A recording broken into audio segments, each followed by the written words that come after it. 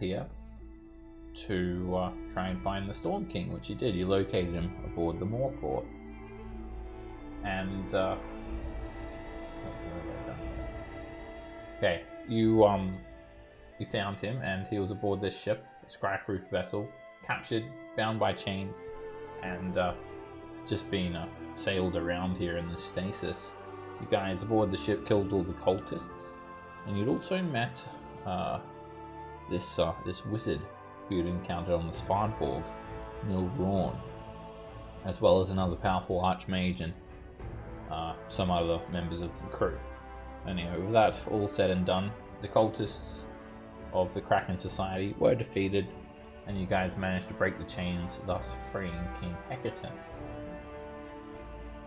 Everyone was quite badly hurt and exhausted from that battle, so you guys took it to a vote to just try and regain your strength, just in case there was some problem back at Maelstrom that you guys intended to journey back to. You told the airship crew to fly back to Mirabar and wait there for your return.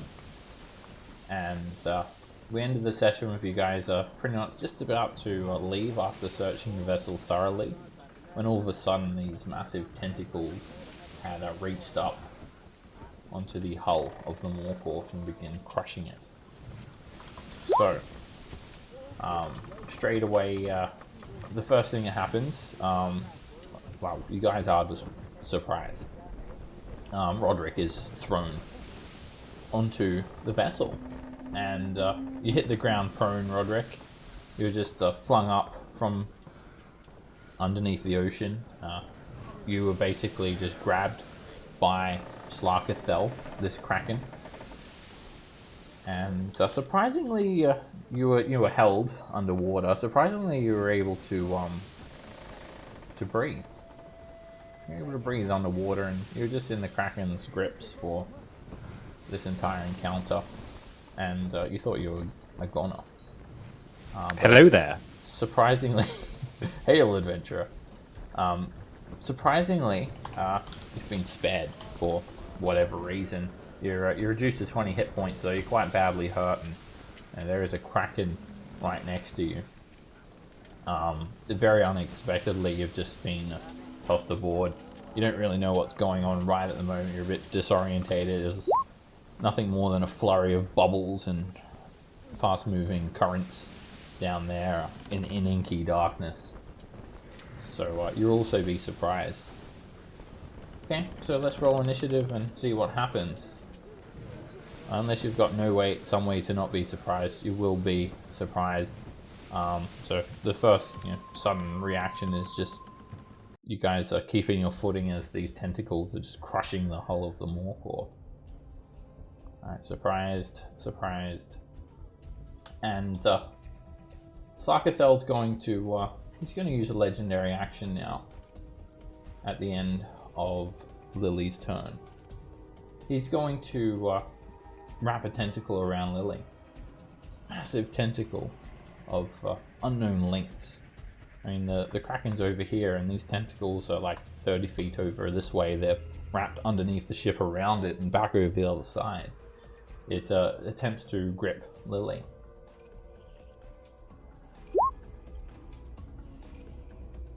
And it actually misses her. She just managed to dodge out of the way. Was that your blade singing AC, Lily? No. Okay, you managed to dodge out of the way. Alright, Than, you're surprised. And Slarkathel's going to attempt to grab you again, Lily. A second tentacle rolls along the deck of the ship. You see this enormous, muscular appendage filled full of suckers and tiny little, almost like teeth in the very depths of those suckers. So trying to wrap around you. The tentacle managed to grab a hold of you, and it wraps around your legs and arms and crushes you. You take 17 points of bludgeoning damage and become grappled. And while you're grappled, you are restrained. And you can just feel the intense pressure of the tentacle tightening. And Roderick, you're surprised. Rend, what do you do? I'll rage. Okay. You go into a rage, so you're not surprised. And then, so Roderick and Lily are currently grabbed? It's just Lily. Roderick was actually just let go. He was like flung aboard the ship, just went flying through the air and hit the deck. Am I able to... I can't tell if this is an open spot right here or not. It's all open. You can move anywhere except for, I don't know. I want to try to basically chop at the tentacle holding Lily, see if I can cut it. You're not able to attack the tentacle separately.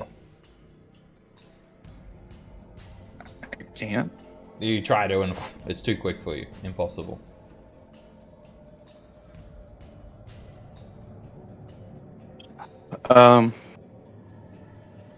Can I It's too quick. It's try too to hard. wrest? Can I try to wrest Lily from it? Yeah, you can attempt to break the grapple with an athletics check.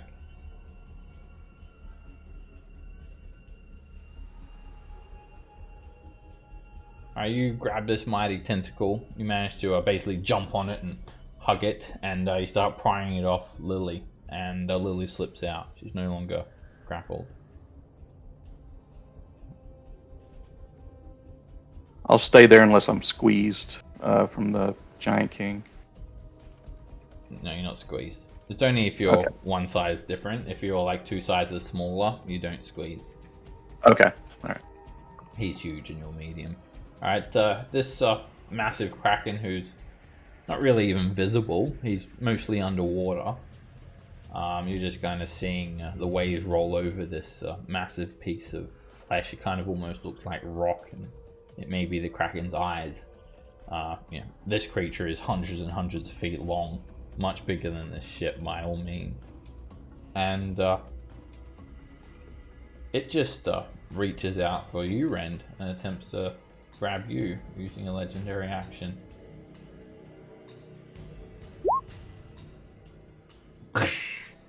It hits hard. You take 16 points of bludgeoning damage, and you become grappled and restrained.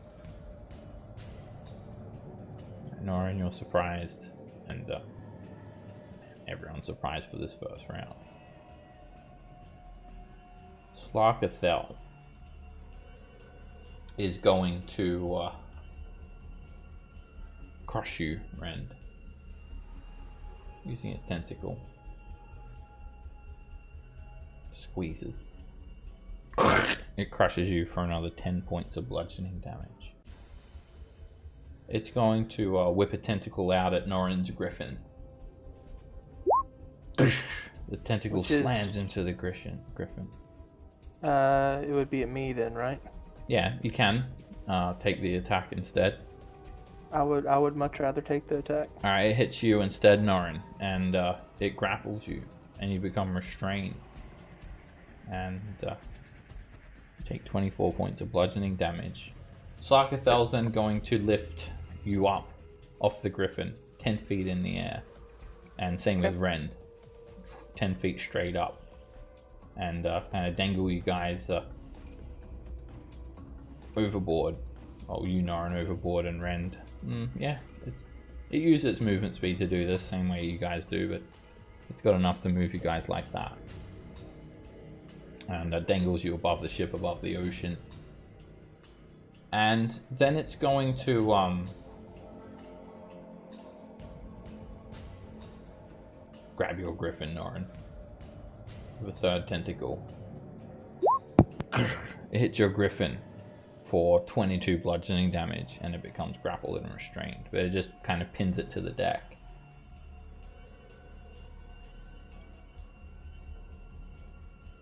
And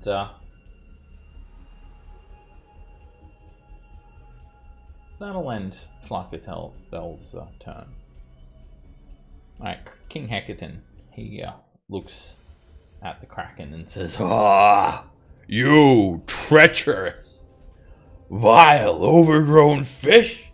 Do you think we are scared of you? You will pay for the crimes you have committed against giant kind! Die, fiend!" And he takes the broken chain that he has attached to his arm, and he tries to whip Slarkathel. And he does. Boof, he beats the Kraken on the head for 22 bludgeoning damage. And he's going to attack again. Whoosh!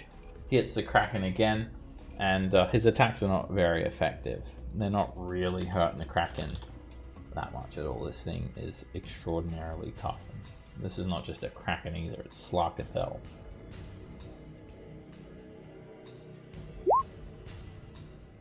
At the end of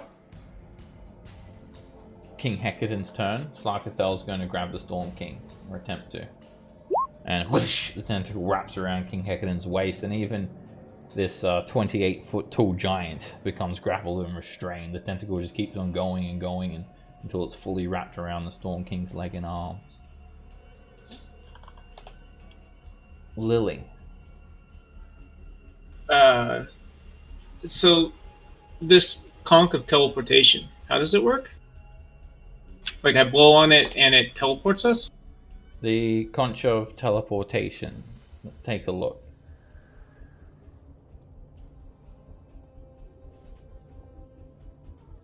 It lets you cast a teleport spell by blowing into it as an action. I can only go to Maelstrom.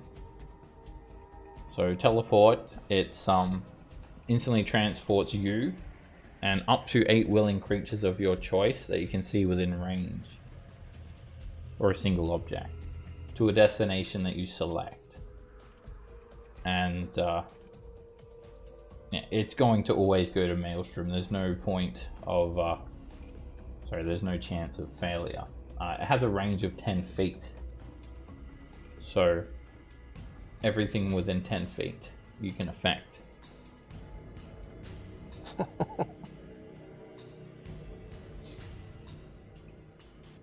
Okay, well, I'm not going to abandon everybody. I'll use a bonus action to Blade Sing.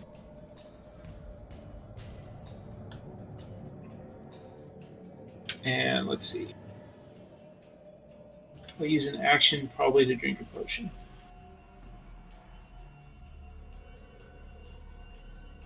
I gotta find a potion. I have one of superior healing.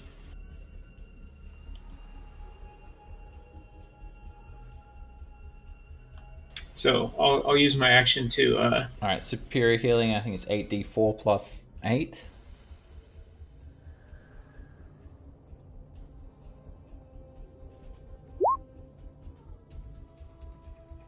You down the potion, and it makes you feel a bit better. Alright, I think that was everything I can do, besides tell everybody to try to get in tight.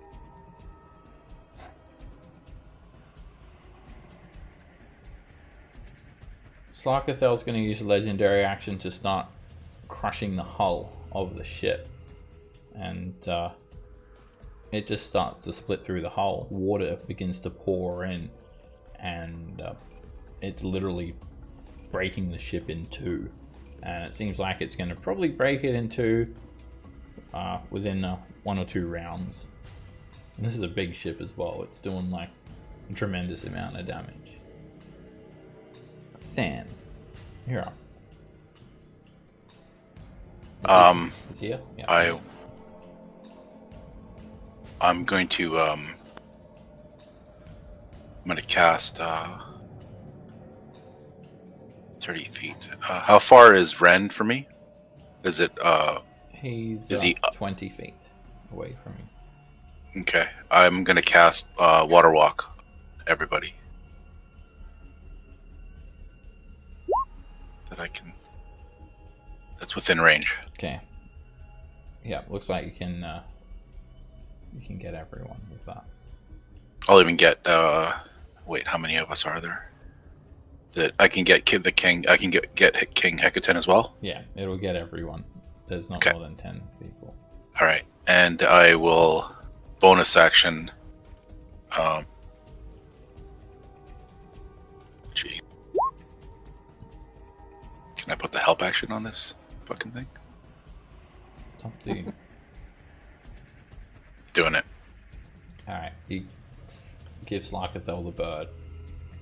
Yeah. Cool. It's going to, Slarkathel's going to grab you, Than. It's going to try and wrap a tentacle around you using a legendary action. The tentacle hits you, slamming into you, quickly wraps around you and squeezes. You're hit for 22 points of bludgeoning damage. Roderick, you're up. Yep. I suppose I'm just gonna shoot a fish. I think. Do you want to stand up? Yeah. It's probably a good idea. Okay. Doesn't make too much of a difference. Let's sharp shot. Not very sharp, is it? That hits. It's distracted by Than. Your arrow sticks into the Kraken for 16 points of piercing damage. Shit. Let's try a menacing attack. See if I can make him scared. Okay. You add an extra 6 points of damage onto that attack. It just gets lost in the Kraken's mighty form. Basically, it's mostly underwater, so maybe you see like a little bit of inky blood spill about here and there. It's not affected by your scary shot. We'll do another attack. And that actually misses. Bounces straight off the Kraken's hide. Sure. And then I will cast a healing word on myself.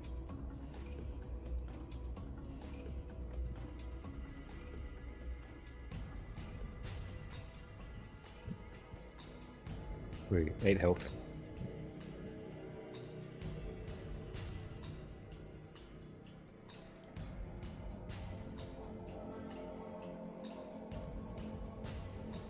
That's all. Rend. Can I try to break free of the grapple? You can use your action to attempt to break the grapple. It's an athletics or an acrobatics check. And you do so. And you splash into the water. When you hit these raging seas, you need to make a strength saving throw to swim. Well, I got water walk on, right? Oh yeah, so you actually you hit the ocean. You do fall. You take 2 bludgeoning damage and you fall prone. It's like hitting a concrete floor. Then I'll stand up, and then how can I climb back into the boat? Yeah, you could make an athletics check. The side of the ship, it's starting to sink. It's only about 8 feet above the water level, so you've got enough movement. Should be at advantage. Yep, that's easily done. It costs you 15 feet to get back in the ship. Okay, so then it was 15 to get up, and then and I got 10 more feet. It costs you half your movement speed to get up, so 20. Right. To get so up. I got 20. Sorry. So I've got 5 more. So.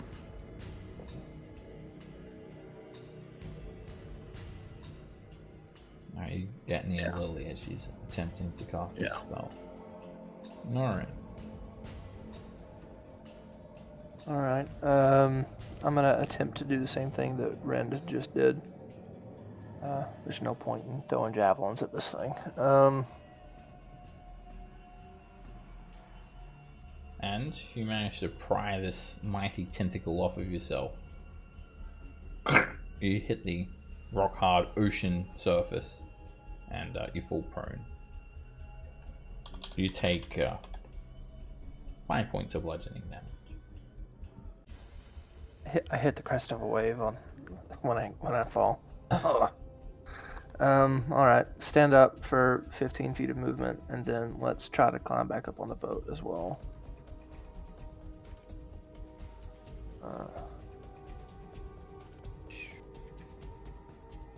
You manage to climb up. 14 is just enough. Alright, And that'll be the remainder of your movement. Take it to there. Yeah, don't want to end just right there though. So what I'm gonna do, well, first I'm gonna bonus action second wind, a little bit of health back. Because getting hit by one of those tentacles hurts. And then I am going to use my action surge just so I can dash and get close to Lily so we can get the hell out of here.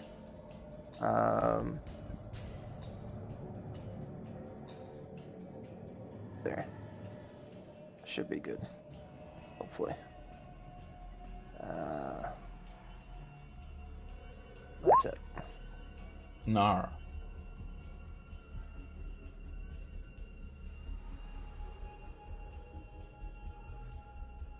Move there and dodge.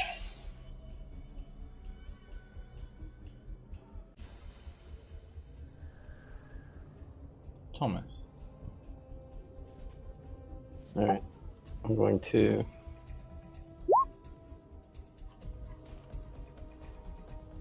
just because I'm afraid of getting grabbed, I'm gonna act.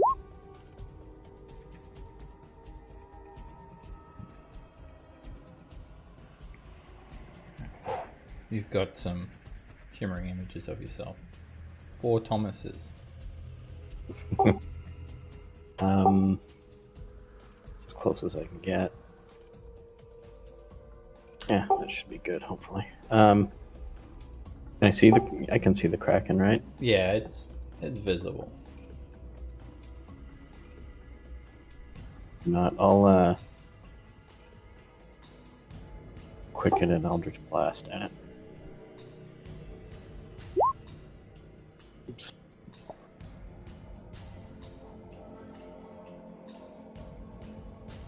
The beam flies over, and it smashes into Slarkathel for 7 force damage. A crit. You hit it straight on the center of its head, in between its eyes. That beam disperses. It's a miss. And some superficial injuries. That's all that Slarkathel has at the moment. Your Griffin, Norin. He's gonna try and get out of the grips of the tentacle. So strength check. And it just expands its wings. It pushes its claws on the tentacle and uses its hind legs to just extend this tentacle outwards and slip free. Norin gives it a fist bump.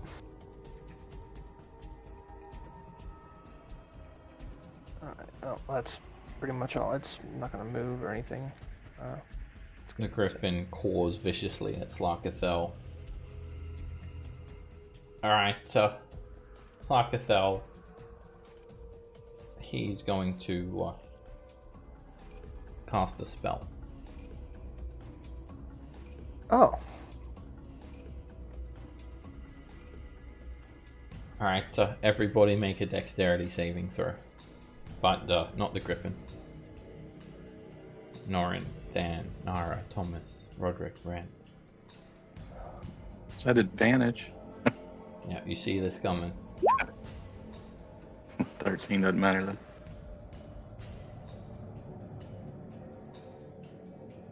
Okay, a bolt of lightning shoots out from Slarkathel's face, and it hits Norin, and then arcs to everyone else. Chain lightning at 9th level. Massive, thick cords of lightning just start arcing around, exploding and shocking people. Rend, you're hit for 26 points of lightning damage. Lily, you use your reaction to absorb elements, and you're hit for 26 points of lightning damage. I'd also like to. I don't think I need to use my reaction to use a spell slot to absorb more. Let me look if I do. Or the Song of Yeah. Defense. I think it's a reaction. Yeah. You just post it in the chat and I'll take a look for you. Sure, you got it. And Thomas, you actually make the saving throw and you absorb it. So you take 13 points of lightning damage. Than, direct hit for 53 points of lightning damage. Oh, it is my reaction, so it doesn't matter. Roderick, you succeed, and you're hit for 26 points of lightning damage, or 13 with your absorb element. Norin, it's a direct hit on both of you for 53 points of lightning damage. I have a ring of lightning resistance. 26 with your resistance. And that's it for Slarkathel. It's crushing the ship, and the ship's going to be gone next round. It's already breaking apart. Water's pouring in. King Heckin just yells, "Treacherous bastard! You'll pay for everything you've done to my family!" And he just keeps on whipping Slarkathel with the chain. Doesn't even attempt to get out of the tentacle. But Slarkathel's tossing the Storm King around from side to side, and even the mighty Storm King is outmatched by this creature. By quite a long shot, by the looks of things. Lily. Is everybody within 10 feet of me? Because if so, I'll just toot the horn now. That's my action. Okay. You blow the conch. And you're all whisked away.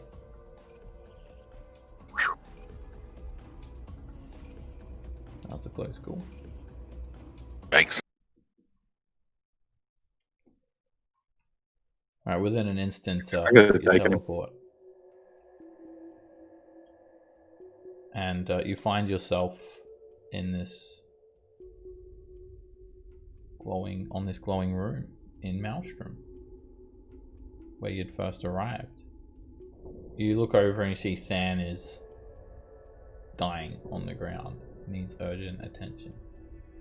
There is a storm giant standing guard near this circular staircase, and he immediately rushes over, and his eyes widen. Can't believe his eyes as he sees King Hecate. I'll do we give go- Dan a potion of healing.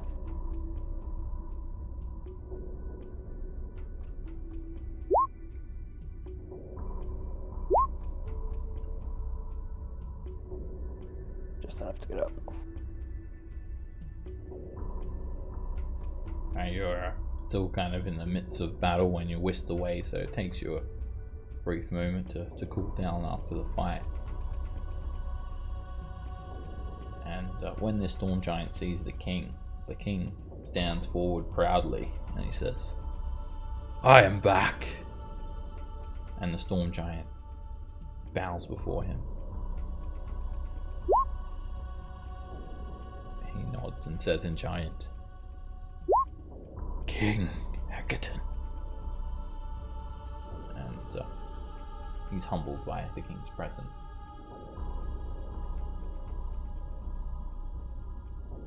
"Stand up. Continue guarding these chambers. And you, small folk," he turns around to all of you, "you come with me." Alright. Can do. "We must get to my court at once." And he's very, very quick to head straight for these steps.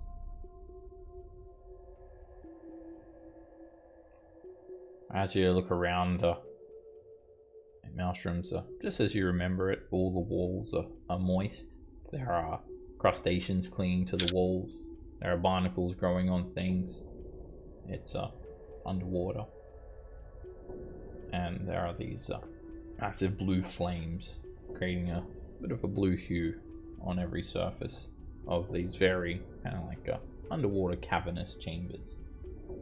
Alright, you guys head up the staircase. I'll move you guys up to the next level.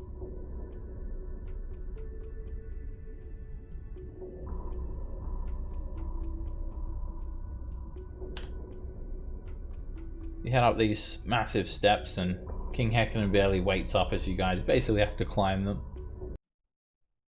And you spill out into the main court. This is where you'd first met the two sisters. Now, as you look around, there's no mustering of all these giant lords like previously when you were here, and it's quite quiet. There's no acoustics, there's no sound of this beautiful song.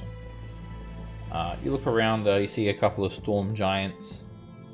Well, a single storm giant, I guess. He's standing guard here, and he just looks shocked but humbled by the king's presence. He doesn't say a word. He does give a bit of a graceful bow. You do notice that there is another hulking crab here as well, and now there's been a sign put up next to it. What does it say? It says "Do not eat," written in giant. Those hill giants. I wonder if they're still employed. Doubt it. Looks King like Hecate rushes by, and sure enough, Cog and Tug, the two hill giants, are standing guard right before the throne room. King Hecate rushes forward, and Tug and Cog, they stand in King Hecate's way. And Tug says, "Excuse me, you're not allowed in here." "Stand aside, you blundering fool. I am King Hecate. This is my court." "King Hecate? But, we thought King Hecate was lost or dead." "I was, and I was rescued by these small folk." "Well, I don't know. That might be a trick." King Hecate doesn't waste any time. He creates a bolt of lightning in his hand and throws it down at the ground in front of Tug and Cog. The two hill giants look at each other and they step aside. King Hecate rushes in, pushing aside these massive doors.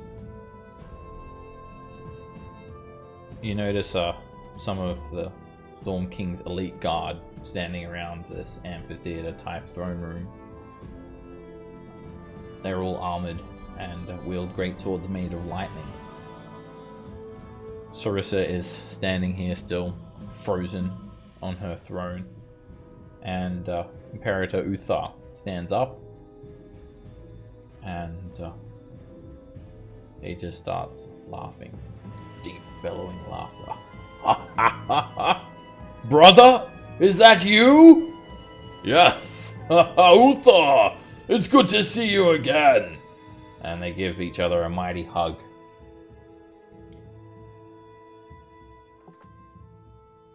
Uther says to King Hecate, "Your daughter, the princess, I have stayed by her side, night and day, ensuring nothing has happened to her. I've brought in our finest guards, Vasha, Numir, Shaldor, and Orlecto. She's been in good hands, King. Brother." "Thank you, brother. And do not fear. For Sarissa's safety and well-being, I plan to immediately counterattack that treacherous dragon Imrith. We will retrieve the Colnor Scepter. We will slay the dragon. And then we will look at fixing this ordning, this mess."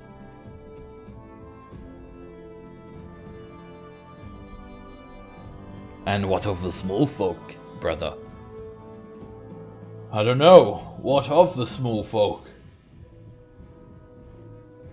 "Tell me, small folk.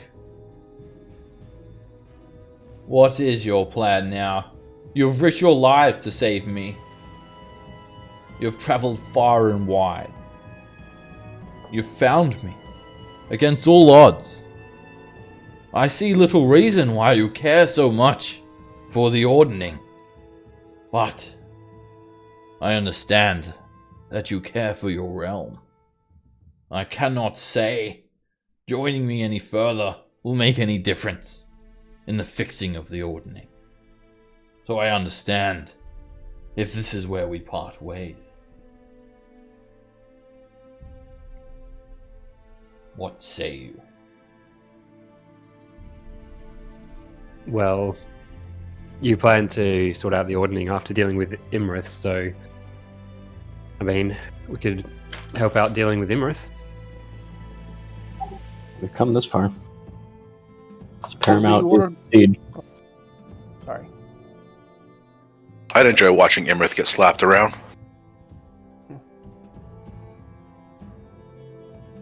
From what my brother tells me, Sarissa favored you all, and you have treated her with respect, and not allowed her to come to any harm either. You behaved well in my court in my absence. I'd be happy to have you along. We need to settle this score with this treacherous dragon.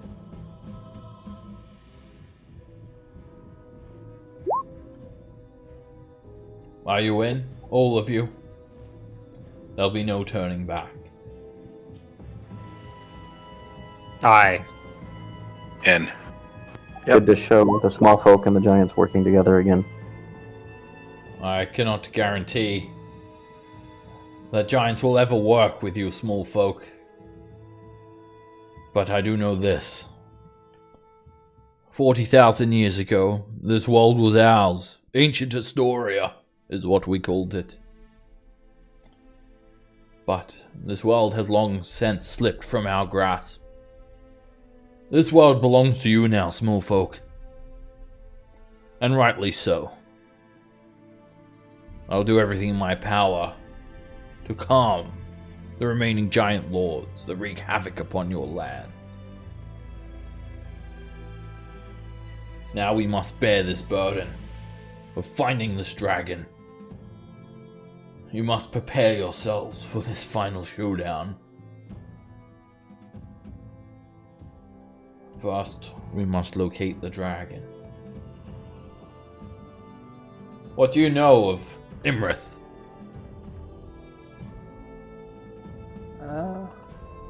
Just a bitch. Terror of the desert, something like that. don't we know that where she She basically rests lives? in the desert. Yeah, I can't remember the name of the desert off the top of my head. That's a very bold statement for you to make, small folk. The desert of Anarok is hundreds and hundreds of miles wide. She could be anywhere. We need to divine her location, and I have just the method. He looks over at this pool.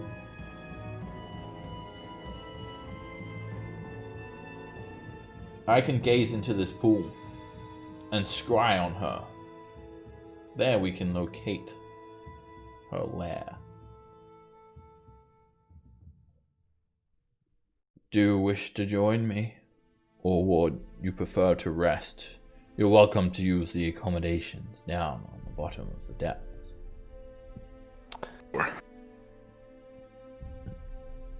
Well, I'm curious to see. I'm curious to see a scry spell at work, so I'm gonna watch. Dan's had a bit of trouble in the past with it. I think his connections are a bit You don't know dodgy. that. Go watch. I never shared that with a party. It can Or be they just difficult. I have no issues. Sometimes you need repeated attempts. He needs a new provider. Very well. I will try. And he goes to this pool and he attempts to scry from it. All he does basically is takes a couple of small shells and he scatters them across the surface of this circular pool. It shimmers slightly, but nothing happens. The dragon is very resilient.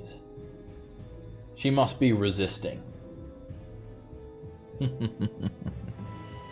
Little does she know of the giant's secrets.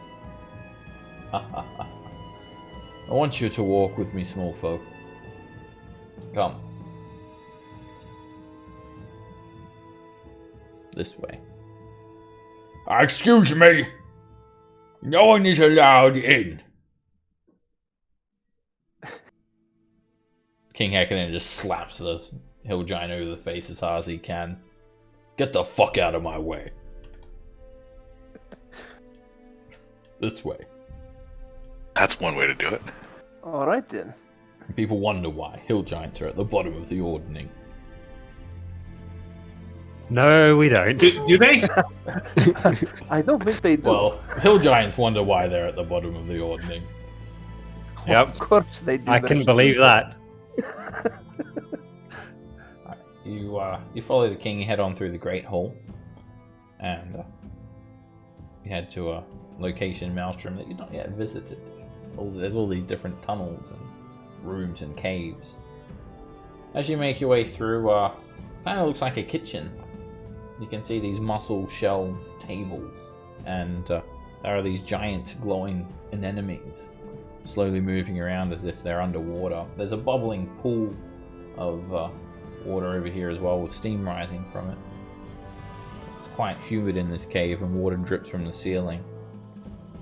There's actually a bunch of large crustaceans slowly cooking in that pool. Giant-sized clams, lobsters, crayfish. King Hecaton, he's just getting surprised looks. He actually stops here for a second, and he looks down this set of stairs. And you can see these two storm giants floating in the middle of a submerged room. Their eyes are closed, and their limbs are wrapped in kelp to prevent them from drifting away. King Hecaton, he moves forward, and he says, "Stay back, small folk. Wake up!" He does his thunderous stomp, ensuring that you're all at least 15 feet away, and lets out that deafening sound. It immediately wakes the storm giants up. Before they've even had time to adjust their eyes, all they see is the King Hecaton's cape as he swiftly moves away. Things have fallen out of order here in my absence. King Hecaton just shakes the ground with his footsteps. And he takes you around. You see a storage room and some barrels and crates. And he takes you over to this room. Although you're underwater, everywhere you've been, it's got breathable air.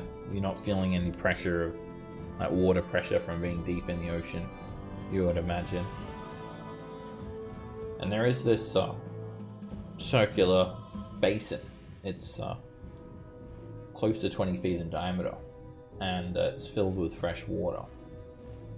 And it has this raised stone lip. It's 5 feet high, so most of you cannot even really look over it unless you're kind of looking up and over, like right near the edge. You'll see that it's equally thick as well, like the wall. And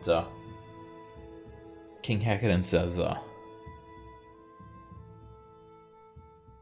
"Wait here for a moment, small folk. There's something I must do. I must pray to Stronmus, and I must say some words to my wife." So yeah, his wife, Queen Neri, as you guys know, she was tricked by the Kraken cultists and killed, assassinated. I feel like it's not without the realm of possibility to bring her back either, but obviously King Hecaton doesn't have the means to do that. He heads on over, and you watch him descend into a submerged pool. And he's gone for an hour, so you can take a short rest if you want. Everyone take a short rest. You can burn hit dice if you want, I should say. I don't have any of those.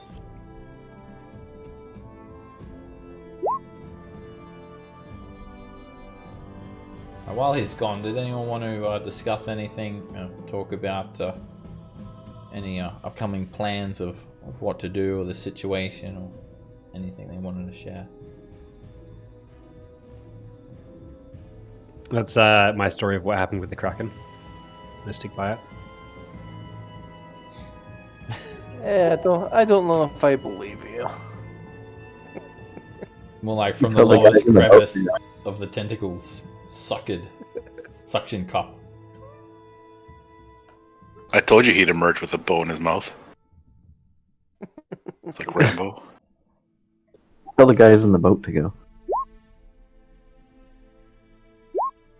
How do you guys feel about the Storm King and helping him out and hunting the dragon and all of that? Everything that has gone on. The Kraken cultists and that impending war in the Silver Marches and all these horrible... I think at some point I feel like we should be telling him about the red dragon cloth or whatever. That's The fact that we're now that you're basically secret followers of the red dragon. you accepted an airship from the dragon. I mean, we're not followers of. Closeted followers. It seems like the Kraken cult's going to have to live at some point, but getting the ordning back under control should hopefully abate the war, the attacks. And I don't remember why cloth even helped us in the first place, though. The airship's on the way back to somewhere, right? yeah, we told it to fly off to Where? Mirabar, maybe. I think so. But I mean, so yeah, I mean, our whole thing was we're trying to Find King Hecatan? find King Hecton and Restore then the like, get him to restore the ordning. And if he's gonna traipse off after a dragon, well, if he does, if he doesn't have a little help. Well, he says he doesn't need our help, so I don't know what that's all about. Kind of makes me feel very small. He'd probably said the same thing for the Kraken, too, though. He didn't say he didn't need your help. He just says that you don't need to feel obligated to help him. He's an arrogant son of a bitch, is what he is. I think It's helping not him your- increases. It's the giant's fight. That's why he's, it's up to you to make the decision if you want to help him or not. But between giants and dragons. I feel like that's been our goal, is to try to restore the ordning, so Yeah. I feel like we have to be part of it. Yeah, I hope we give him, the more inclined he might be to help us with the other giants in the line. killing a dragon's not going to fix the ordning. No, Yeah. but that's going to get revenge for the betrayal. Yeah. He wants to level the playing field, even the score a little bit. Oh, even it for good. He wants to kill the dragon. Yep. He wants And to go then we dragon tell him that hunting. then we can tell him that we can bring back his wife. I don't mind watching. First. Can I? Where is his wife? Dead. They keep her body? I specialize in the dead. Can I go see her? Ren specializes in the dead as well. He in told a you different to way. wait. He told you to wait in this room, Okay. but he went down here. How does she die? Assassinated by the Kraken cultists. There was that story was told. Yeah, no, I'm trying to remember what the cause of death. It was like stabbing or something. Yeah, that's what I'm. That's It what wasn't like wished away or something.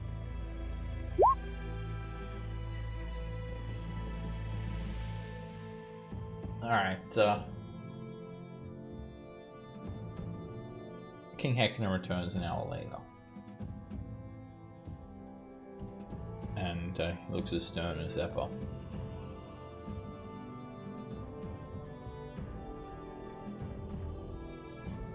My wife, she was particularly fond of small folk. She would visit your kind often in the years before this all happened. She would tell me stories how she would rise up out of the sea to meet you on the shores of the Sword Coast. She would always urge me to respect the civilizations of the small folk and leave you all alone. I could never countenance forming an alliance with you, but look where we are now. I must admit, my first instinct when I had awoken from the stasis was to crush each and every bone in your bodies. But I remember what my wife told me. Her desire to treat with you on occasion.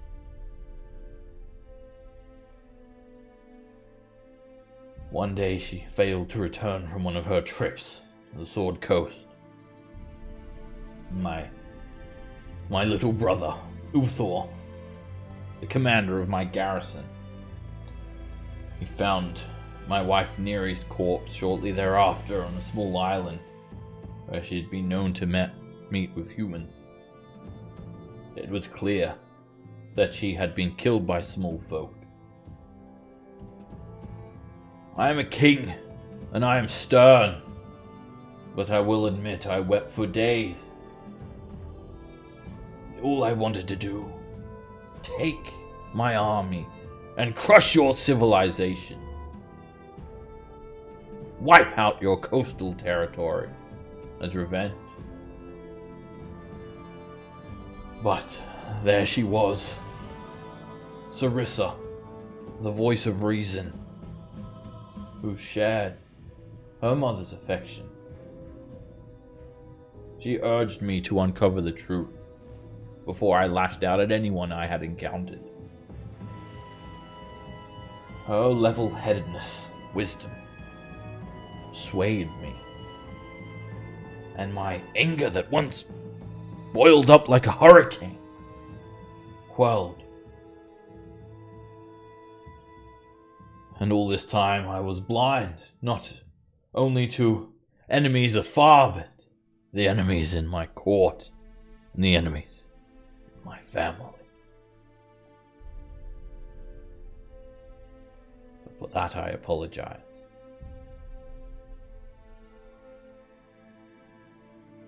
He walks over and just heads on through this door, and he returns about a minute later.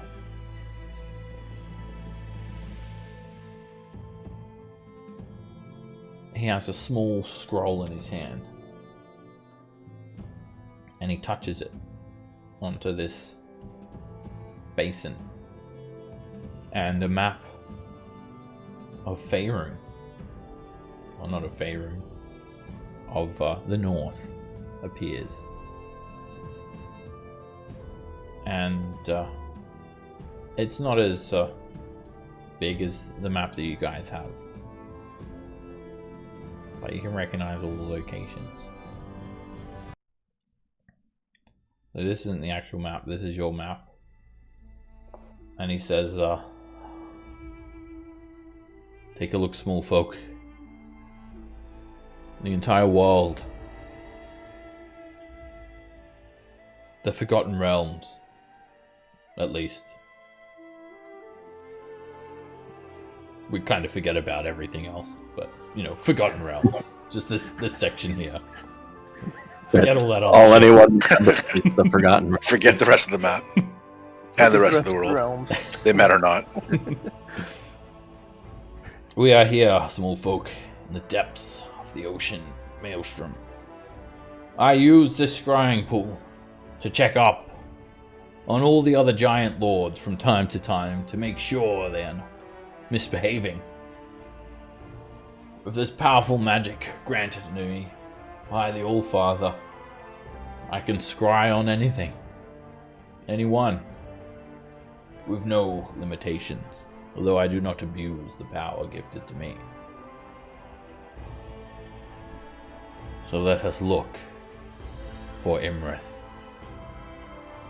And he just touches his finger on the surface of the pool that has the Anarok Desert.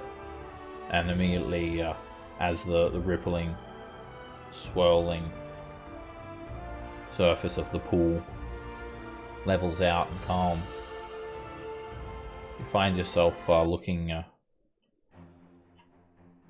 a desert.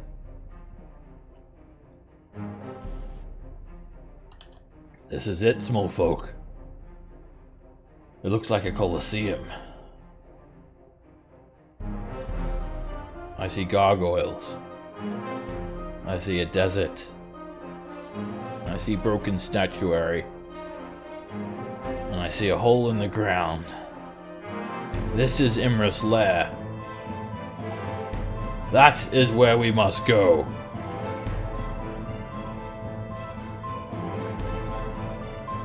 And you guys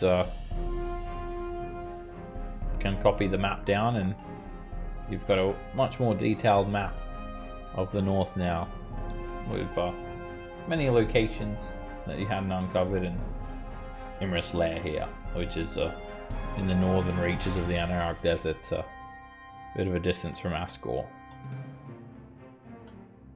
about 30 miles, which is like the most eastern reaching settlement in the north. You guys are here in Maelstrom.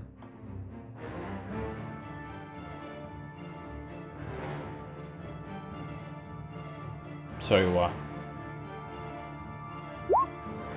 you've found Imrith's lair, and King Hecaton, he also pulls out this large tablet. Not only that, small folk, our libraries are the most extensive, containing 40,000 years worth of history. I found a little bit of information about Imrith. I'll share with you what I know. How old is she? She is more than 700 years old. An ancient blue dragon, known as the Doom of the Desert. She's also known as the Dragon of Statues, because she creates living statues to guard her lair. It must have been the gargoyles that we saw. According to the map, her lair is beneath this ruined amphitheater, half buried in the cold desert sand northeast of Ascor. It's an ancient and abandoned dwarven city. And there is another problem. She is one of the most powerful, if not the most powerful, arcane spellcaster to ever exist in Faerun. And like all blue dragons, she's immune to lightning damage.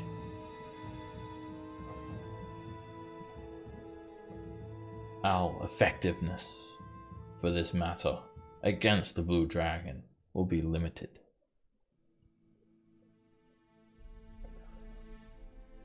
Let us return back to the court to create a plan. If you're still up for it, small folk. Yep. Now looks at Lily, who's like just constantly had her blood just pissing out of her neck. Yeah, I'm probably fading in and out of consciousness. Just push the disc I'm sitting on. Alright, I'll move you guys back over to the King's Court.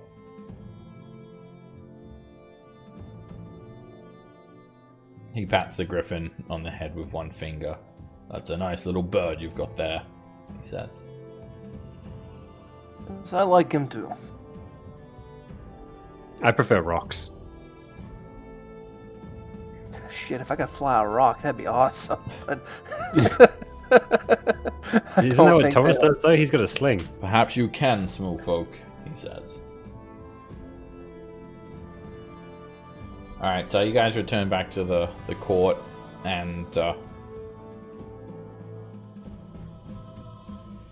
so to free his daughter, we need to get the staff from Imrith, yeah. basically? Yeah. Yeah. The king summons 2 more storm giants to stand guard here. And these are like, you know, these elite soldiers here. Nemir, Vasha, Shaldor, Uthar, the commander, and Orlecto.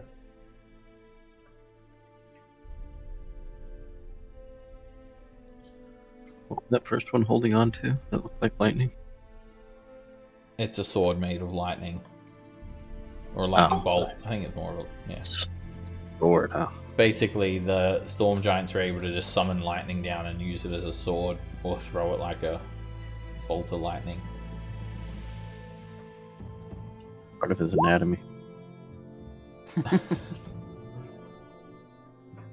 Let us discuss our battle plan, small folk. Nemir, Vasha, Sheldor, Orlecto, get in line. 4 giants line up. And one storm giant guards the northern entrance with the hill giants, and then another one guards the southern exit. Uthar lines up in front of them as well. And the king, he just strokes his daughter's hair, then sits down on this smaller throne. So let us discuss our plans. I'll go to the map. The plan need not be complicated. We will head down to the whale pen. We will ride whales to whalebones. At the islands, we will go to the rock nest. That is where we have our mounts. And we will fly the remaining distance to Anarok. Once we're within half a mile of Imrith's lair, we'll dismount and approach on foot. We'll leave the rocks to perch atop some outcroppings. They will wait for us to return. Small folk, you can ride with us if you want, or you can use some other method of conveyance. It's up to you.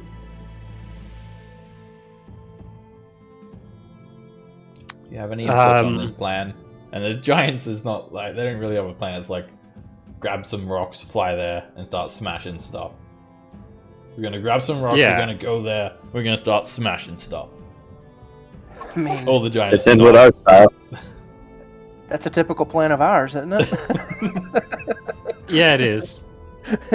Like, are there any other giants that would be willing to help with this? Like, I know frost giants just love killing dragons, but they might not do so well in the desert. Maybe fire giants? We must act quick. I'm afraid, with the shadowing of the ordning, there is little we can do to sway the other giant lords. We have grown further apart. They no longer listen to my command.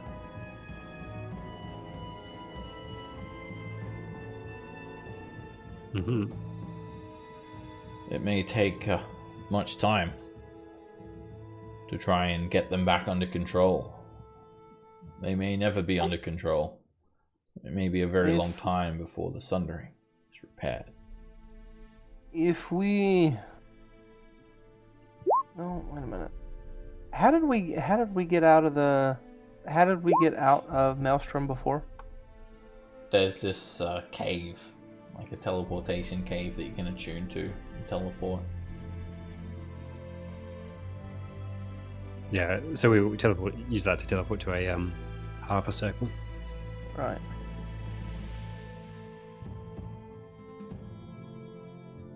So, what is your method of approach, small folk? Ride with us, or find your own means? I think we should just ride with you. Yeah. Agreed. Otherwise, for us to No get there, transport. we'd have to go through 21 horses at least, and possibly a ship. So Or Mirabar.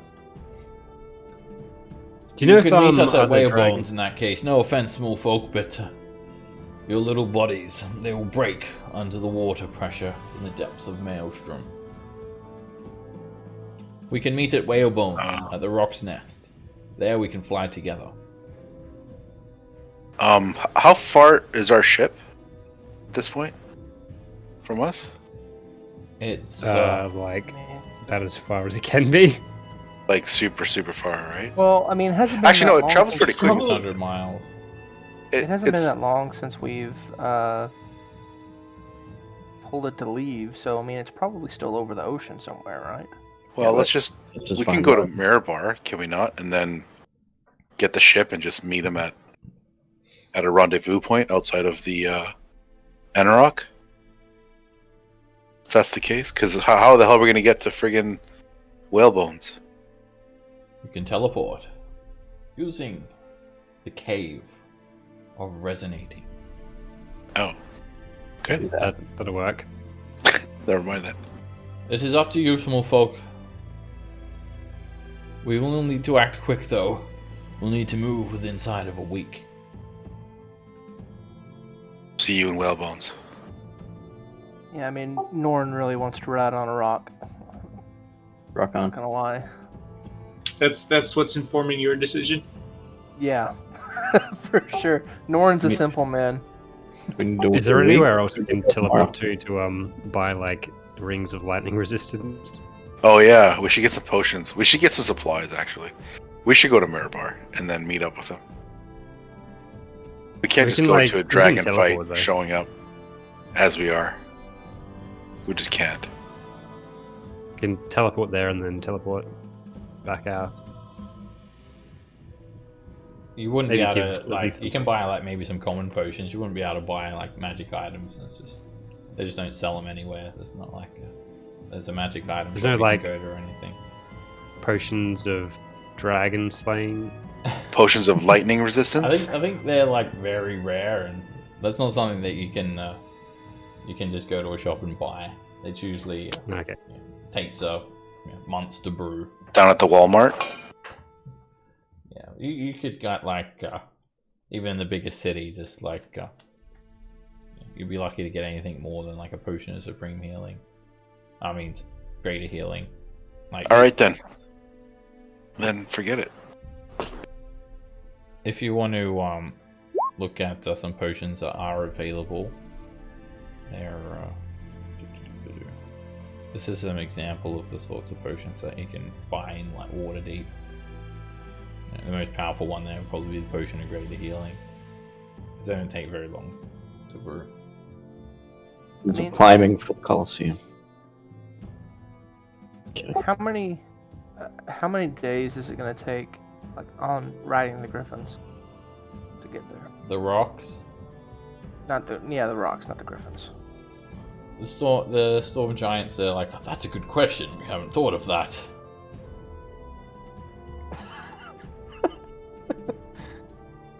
Maybe 4 days, something like that. Do you have any like regular weapons that aren't made of lightning? Do you think they would be? Do not worry about us, small folk. We will come prepared. You should focus on preparing yourselves. Is that what you're doing? You're trying to set them up?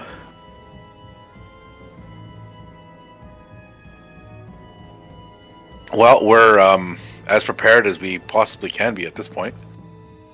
Besides needing some rest. Very well. I'll leave you to prepare yourselves in the rooms. We will meet at Whalebones. We'll leave a day ahead of you to give us some time to get there. Then we will await at the Rock Nest and fly over land on their back. So, It's good. you guys are escorted down to your rooms, and the storm giants, they make their own preparations. Rocks are so much faster than griffins. I'm gonna have to figure something out.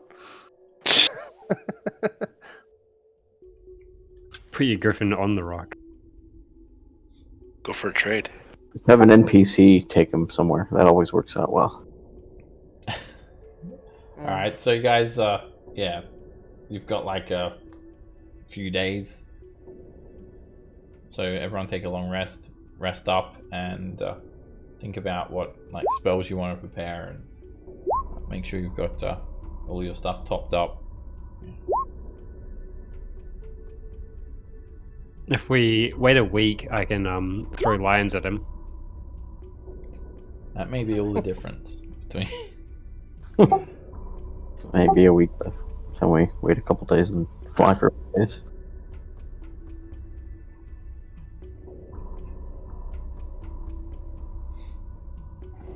Alright, so everyone rest up.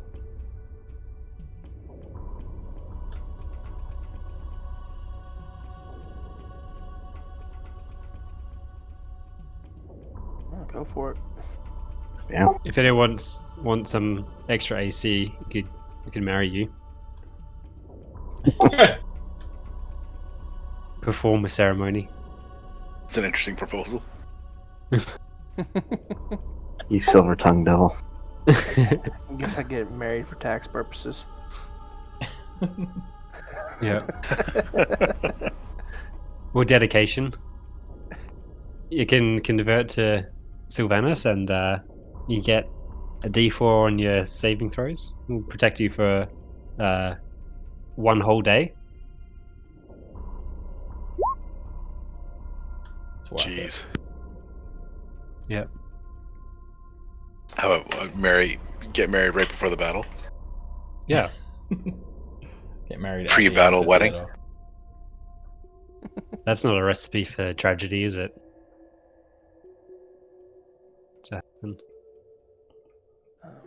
Let me know when you guys are ready as well. Take all the time you need to get ready. Make sure you've got the spells prepared that you want, and discussing tactics.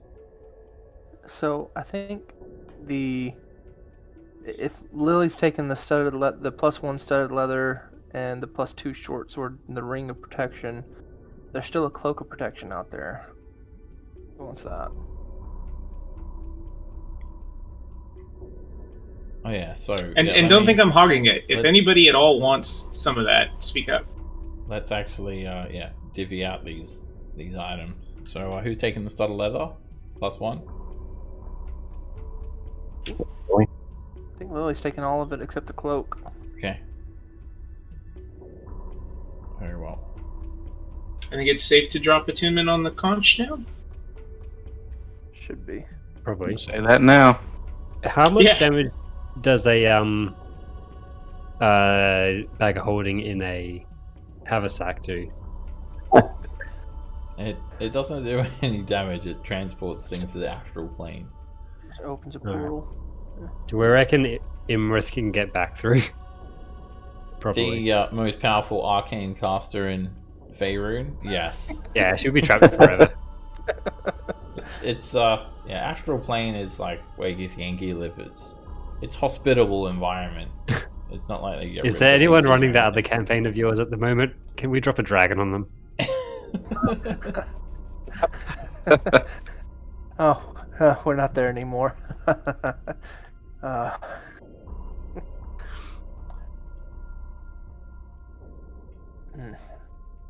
Don't know. I mean, so there was a big hole. Who's taking this cloak of Obviously. protection? Firstly, Oh yeah, if we got to that stage where no one wants it, it's not useful well, anymore. I mean, not necessarily. I mean, I don't know. Norn might want it. I don't want to get rid of my ring of lightning resistance. I mean, that's going to come. It's wise of you. Yeah. I think that's Unattuned to it right now. Yeah, What that's about great. Alistair? Give it to Alistair, give him that and the +1 longbow, and have No. him join up with you. No. I might unattune to the gavel of the Ven rune if nobody else wants the cloak. Because really the only thing it's doing for me is giving things disadvantage on me until my turn, the first round of combat. which usually works out pretty well, but Yeah. Cloak of protection's Yeah, better, a dude. cloak. yeah, I mean, the cloak of protection's better than that by far. So Alright, you No, swap it out. Based on where we're going, I'm going to swap out the Wand of the War Mage for the rune as well. My rune. Okay.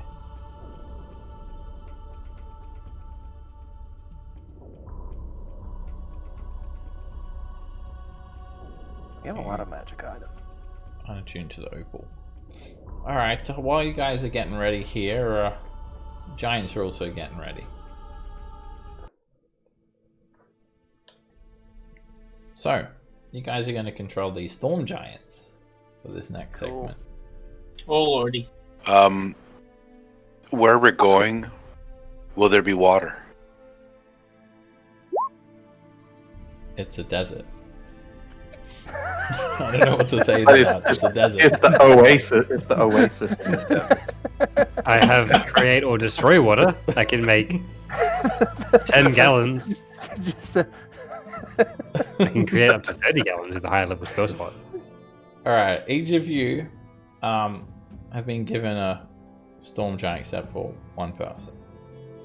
Alright, actually, I'm going to actually change something here. I'm going to assign each of you these storm giants. Alright, so you'll have the storm giants character sheet. You'll be able to see what they can do. And there's a bit of role-playing information for them. It's like those encounters where you have to defend those large settlements. But not everyone will control a storm giant, and that's okay. So first up, Lily will be controlling Nemir. So you can see the character sheet there. There's some information about them. They have an ideal bond and a flaw. So you can take a moment to review that information. Okay. Alright, Imperator Uthor, Hecaton's brother, will be played by Ren. And Alrighty. there's the information for that. Shaldor will be portrayed by Dan. There's information for that. King Hecaton will be portrayed by Nara.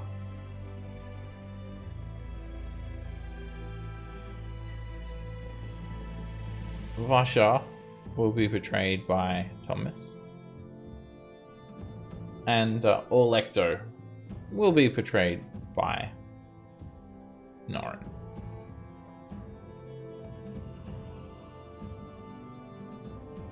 So there's information about them. And each one will have an ideal bond and a flaw. You can check that out. And when you control them in combat, you could potentially... oh shit, did I just delete them all? Whoops. You could potentially roleplay some of that stuff out.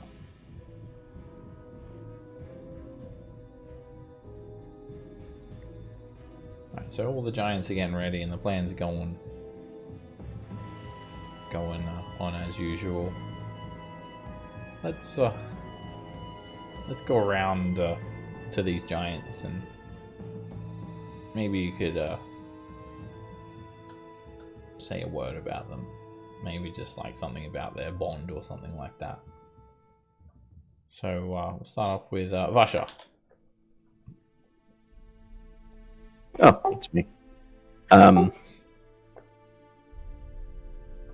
Vash will protect the beautiful world from all the ravages of evil. And she doesn't care if her words hurt your feelings, so... stay out of the way, weaklings. Don't get in my way. Okay. That's how, you treat others, including small folk. And Nemir.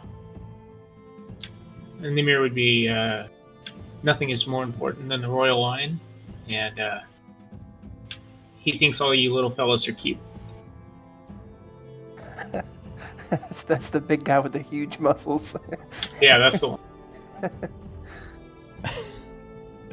And he's just a big teddy bear.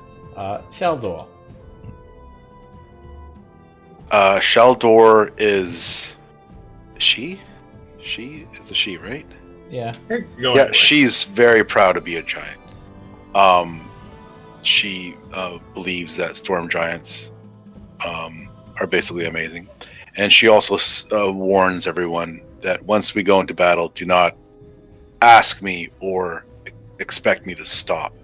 I will not. Don't make eye contact. What she said. Olecto. Orlecto will serve his princess faithfully.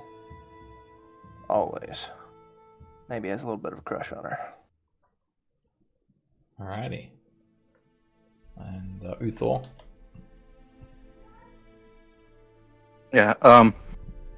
Yeah. He cares deeply for Sarissa. I think he actually sees her like a little daughter. So he's going to do whatever he can to rescue her. And King Hecaton, there's nothing for him. You guys know how he is. He's a king, Storm Giant king. And there may be times where I'll jump in and roleplay some things that he says. But I'll leave the controlling of what he does in combat to Nara. And he's a bit bigger than the other giants too. Till his hit points up for you. Okay. And Roderick, you get Tug. No, I'm joking. He's not coming. Hungry. Okay. So, this is like a few days later, and the Storm Giants. Seb, can I, if it's a few days later, not just one rest later, can I have re-upped my contingency? Yeah. Thank you. Alright, so it's a few days later. Is everyone ready to go now? The Storm Giants are going down and taking whales, and they're gonna swim over to whale bones. We're gonna have a whale. Yeah, I time. think. I was just gonna say that. Sounds good. Okay. Start. Alright, you guys going to be a few days flying on the rocks, and someone will need to unattune to a magic item to attune to this cave. The Storm Giants actually, they jump down in this pool and they swim off and they go get their whales, leaving a couple of Storm Giants and these very trustworthy hill giants to just defend the princess. Good thing there's a sign there. Do not eat. Norin will temporarily. I mean, because it's gonna be a few days just to get over there. So, Norin will temporarily unattune from his gloves. Be able to teleport. Okay. You notice there's like a treasury down here as well, or an armory of some like description. Treasury. Oh yeah. By the way, King Hecaton's wearing like this golden full plate, and all of the Storm Giants, they wield great swords that are made from serrated whale bones. So they're all kitted up. Yeah, all the rest of the giants, they prefer scale mail. It's a bit more flexible.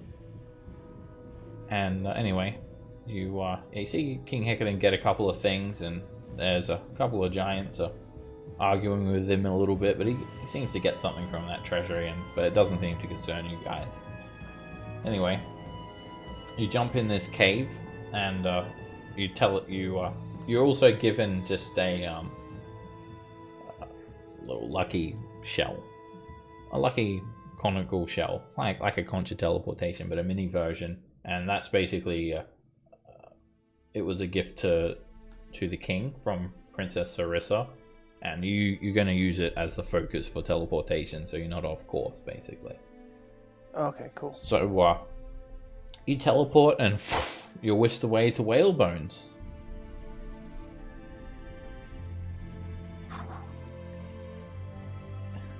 Immediately as you teleport in, you find yourself in a You're attacked by 8 rocks. You're in a rock's nest. Ah, ah, you see these massive birds with 100-foot wing plus wingspan, and they just like all 3 of them are just like all staring down at you guys. Ah! So let's roll initiative. I'm only messing with you guys. Suddenly, you hear, whoa! And all the giants are just nearby. They rear the rocks. The sky titans. They seem to be completely tame. You're just on this small island. It's like in the middle of nowhere, and there's just a big group of rocks that nest here. The giants seem to have trained them. Anyway, everyone jump on a rock, and let's do this. So, would my griffin be able to ride with me on a rock, or how's that gonna work? The rock thinks it's like its little chickling, so it just it pushes it off the cliff so to teach it to fly.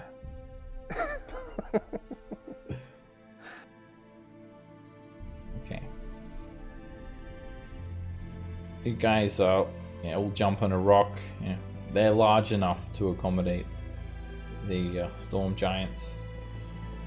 Nemir, Shaldor, and Electo, you guys still need to select one. Pick a rock, any rock will do. Who's Nemir? Oh, sorry. I forgot that was his name. Okay. Look at Roderick go. I can fly this by myself. Yeah. Give him the reins. You cannot ride the Yeah. rock by yourself. You can ride with someone. Watch him. You can watch him. It's a rock. I have advantage on checks to do with rocks, Melt into stone. intelligence and wisdom. You ability learn that checks. this is not a rock. This is not made from stone. It's actually a gargantuan-sized, monstrous bird of prey, is what you find with your history check. Okay. And you're gonna ride with Than. Okay. With that, you guys take off. The rocks take a couple of steps forward. They spread their enormous wings. They let out a bit of a godly and they swoop up and you fly from Whalebones over to the desert. It takes you guys a few days, and the rocks they actually perch on these rocky outcroppings. You stop by the Sword Mountains, and then you stop in the Desserin Hills. You stay above the clouds, only swooping below them to actually land. You stop at the Star Mounts, and then at the Nether Mountains. And when you get to the Silver Marches, you can actually see streams of smoke rising up from many settlements. Looks like the war is ongoing still. You still don't know what the threat is exactly, but apparently the harp is it's a secret. It's a bit of a secret mission, and Everlund it's got the most some of the most powerful mages in all of the north, so they'll be fine. You stop by the Rovin Mountains again, and then you take one last leap into the air towards the Anarok Desert. So, any final preparations before you arrive? On top for that last one, I'll step aside and cast Major. Fireball the rock, and it turns on everyone. Alright, there's a little bit of a problem. A bit of a kink in the plan. As you guys arrive at the edge of the Anarok Desert, there is this thunderous storm. The clouds are black. Bright blue lightning splits the sky apart. It's raining, it's windy, and there's just a terrifying storm. It's actually quite dark. And this looms over the Anorak Desert from Ascor all the way to supposedly where Imrus Lair is, and then to the frozen expanse beyond. And King Hecatan yells out, "It's too windy! It's too risky! The rocks! They won't fly there! We're going to have to land and go in by foot!"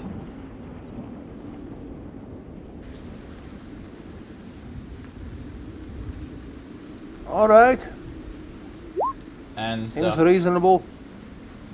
despite it raining around kind of like these fields in eastern Silver Marches, it's actually not raining in the desert at all. It's completely dry, but there is heavy winds and damaging thunderstorms. There's just this churning cauldron of black clouds filling the sky, and there's peeling lightning flashes as you swoop down and place your feet on the ground.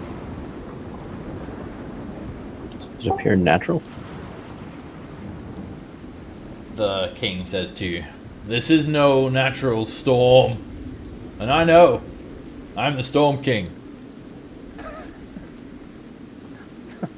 Alright. This must be one of the regional effects of Imrith. She's created this thunderstorm to ward off an aerial assault. It's going to be about a day's journey. We'll have to travel through Ascor to Imrith's lair. Of course, that's a day's journey. With your tiny little legs slowing us down, small folk. Ha ha ha ha. We could wade across the desert in a few hours. It's hardly a setback."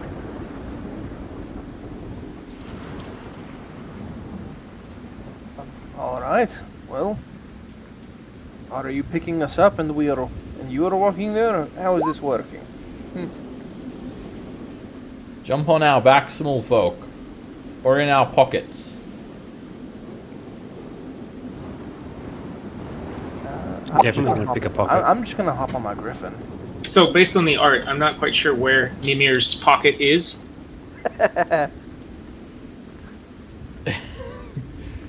Nimir just picks you Yeah. up and puts you in his belt. Oh, surprisingly warm. Instead of riding a rock, we'll ride on rock in Vesh's pocket. Alright, your griffin, Norin, it'll walk alongside you or walk on the cling to the giant's back, but there's no flying. It just wouldn't be able to handle these winds and whatnot. Oh, so even though it's not raining in the desert, it's still super windy. Yeah, there's no rain. It's like a dry thunderstorm, but there's like damaging winds. The rocks are not going to fly there. So yeah, the griffin's just, there's no way it's going to manage.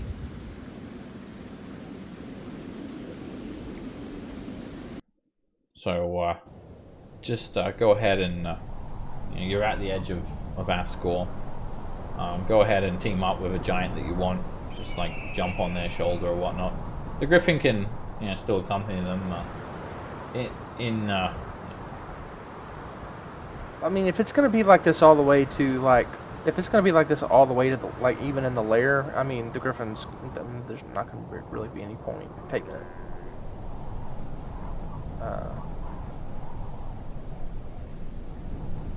Do you want to leave the? What do you want to do with the griffin then? Well, I don't. You could tell it. They're trained. They will fly back to. It will fly back to Mirabar. Yeah, I'll tell it to fly back to Mirabar and try not to eat too many horses. At least not ones that have riders on them. It seems a bit sad that you tell it that, but Well, I didn't say don't eat horses. I said just don't eat the ones with riders. It likes the ones with riders. Okay. So, you send the griffin back, and it flies off with the rocks, like, in a flock. Actually, so the rocks aren't flying back, the rocks are staying here, because the giants need to get back. They're going to go perch up on a rocky outcropping. You could tell the griffin, you could point to a rocky outcropping, it could stay there as well, Norin, if you want. I mean, Close by. Nah, I still have to go back to Mirror Bar. I'll pick it up at some point. Okay. You do a hand signal and it knows where to go. Alright, so you guys just jump on like giant's shoulder or whatnot. And you arrive at on the outskirts, on the very fringes of the Anorak Desert. It's hella windy and there's lightning constantly crackling. It's a supernatural storm created by Imra. So Ascor, it's as you travel from the Silver Marches, there's this old road that passes between the Vordron forest. It's this pine forest south of Citadel Adbar, sometimes called the Ghostwood, for a couple of reasons. Firstly, its proximity to the ice mountains, it leaves it constantly shrouded in cold mists. Secondly, undead are known to haunt the Vordron forest, particularly incorporeal types such as wraiths and specters and goats.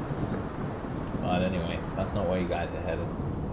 You also have the Arn forest to the south. It's also a stretch of pine trees. It's these muskeg bogs on the northeastern flank of the Nether Mountains near the western edge of the Anorak. Little is known about that forest except that rock gnomes dwell in the eastern portion. It's very, very windy here, so all ranged weapon attacks will have disadvantage. It's like a full-on storm. You've got dust devils swirling around wickedly in the horizon. So, before you reach the edge of the Anorak, the road ends at this great set of stone doors that's set into a high ridge. There are statues of dwarves that once stood in rows on either side of the doors, but all that remain now are their marble plinths and the massive chunks of rock that remain from those statues. The storm giant king Hecate, and he pushes these massive doors open to reveal a passageway. It goes underground for nearly a mile, and you travel down that passageway. It's dark, it's quiet, you can still hear a bit of sound from that storm overhead, and it's pretty somber as well.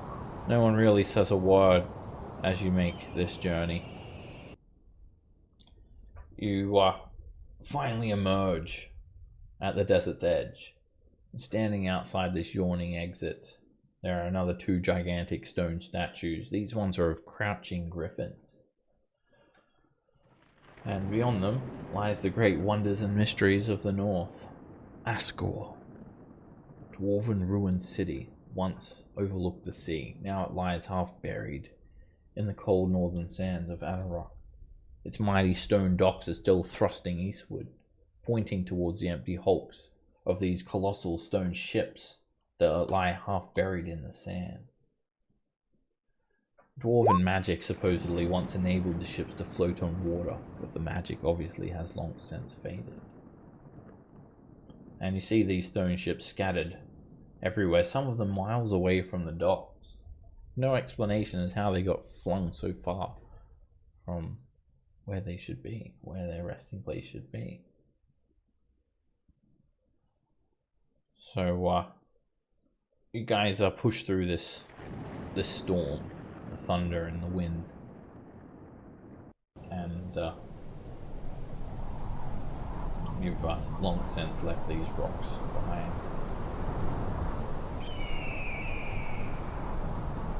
We should be at the amphitheater within a few hours, the king says. Still yourselves, small folk. I hope this little discrepancy with the weather hasn't deterred you at all. Just as my king, perhaps You should try to take control of the weather. We take 10 minutes and try to cast a spell to counter it. Isn't that 8-hour cast? 10-hour cast, 8-hour duration. Try to cast control weather. You can take time. Save your energy, Vasha. This is a magical storm. It's not one that you can take control of. I thought of that. But that's a good observation. I know a way to quell the storm though, Vasha. Kill that bitch of a dragon. Ha ha ha ha ha ha ha. Ha. Ha! Ha. I'm the king, I get the last laugh.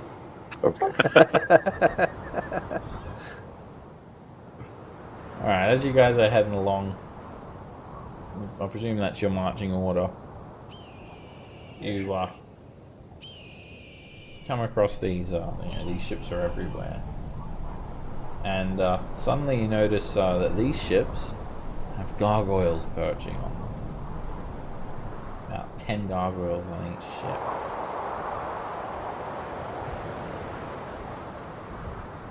We've left the ruined city behind as well, and in the distance you can see these massive clouds and maybe the very edges of the silhouette of this amphitheater. These gargoyles, although they are inanimate as you approach, they quickly turn their heads towards you all. And Storm King looks over at you all. Huh. Most likely, Imrith's scouts. Well, Say the word. Let me just fill my hit points up. There we go. And looks like we could get a bit of a workout. So, a nice little warm-up, shall we? And I'll let each of your giants go on your turns. So we'll just roll initiative for you guys. So you can take your turn, and then your giant's turn afterwards. And all gargoyles will go on the same initiative count. Are we on the ground, or are we on the backs? That's up to you. Do you want to be on their back still, or do you want your giant to put you down first? Put me down. If you want to be think put we- down, then get off your giant. Yeah. And Maybe, maybe if I was Cavalier and I could use him as a mount, that'd be Oh, I was back. Does he count as a mount? Because yes, you can use him as a mount. Oh, I'm gonna get Oh, right shit. here. I'm gonna get right here. Lance time. Let's do it.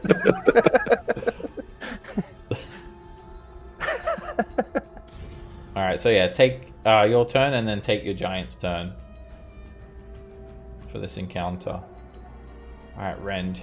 The gargoyles, the ship's half buried in the sand. Each one's about 10 feet above the ground level.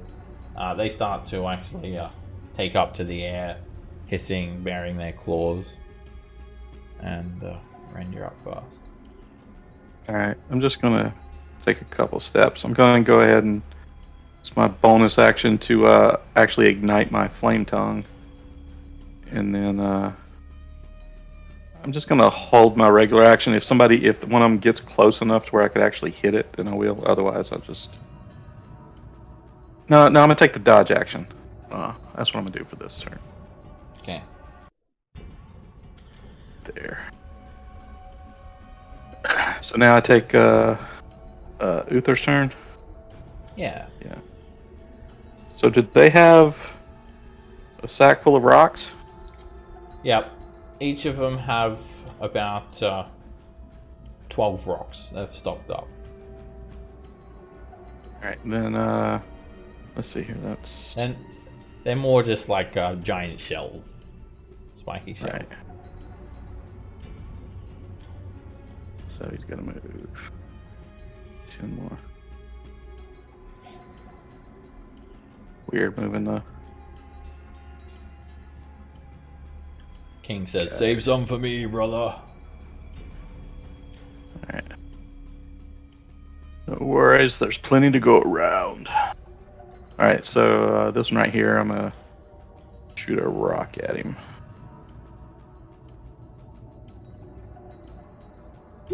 Click on. Oh, yeah. Ruther clips the gargoyle and only takes a. Kind of just bludgeons it slightly. Doesn't even really take some chips off of it. It is resistant to that non magical attack. That's dope. And it's just the one attack, right? Yeah, these giants only throw one rock. And it's not their forte. Thomas.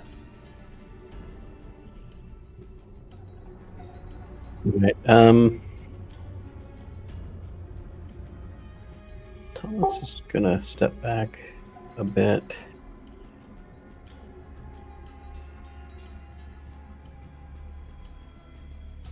He's gonna shoot Ray of Frost at this one, right? Right here, slow it down.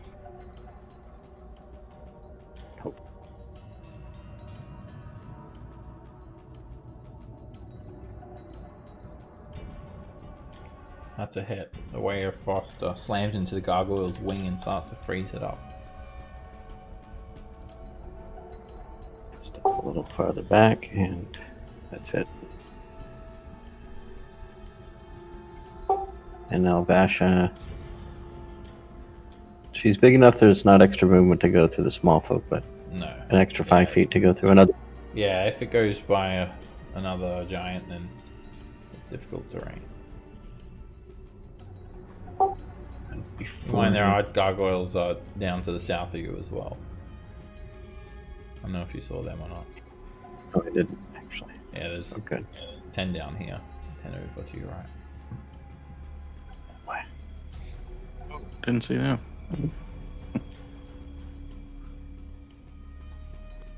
She'll throw a rock at this one.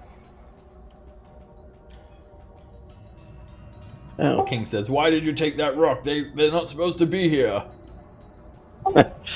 They can't fly." Oh, that rock. Alright, the rock They can fly if you throw them. hits the gargoyle hard for 18 points of damage. And it messes the gargoyle up a bit. Lily.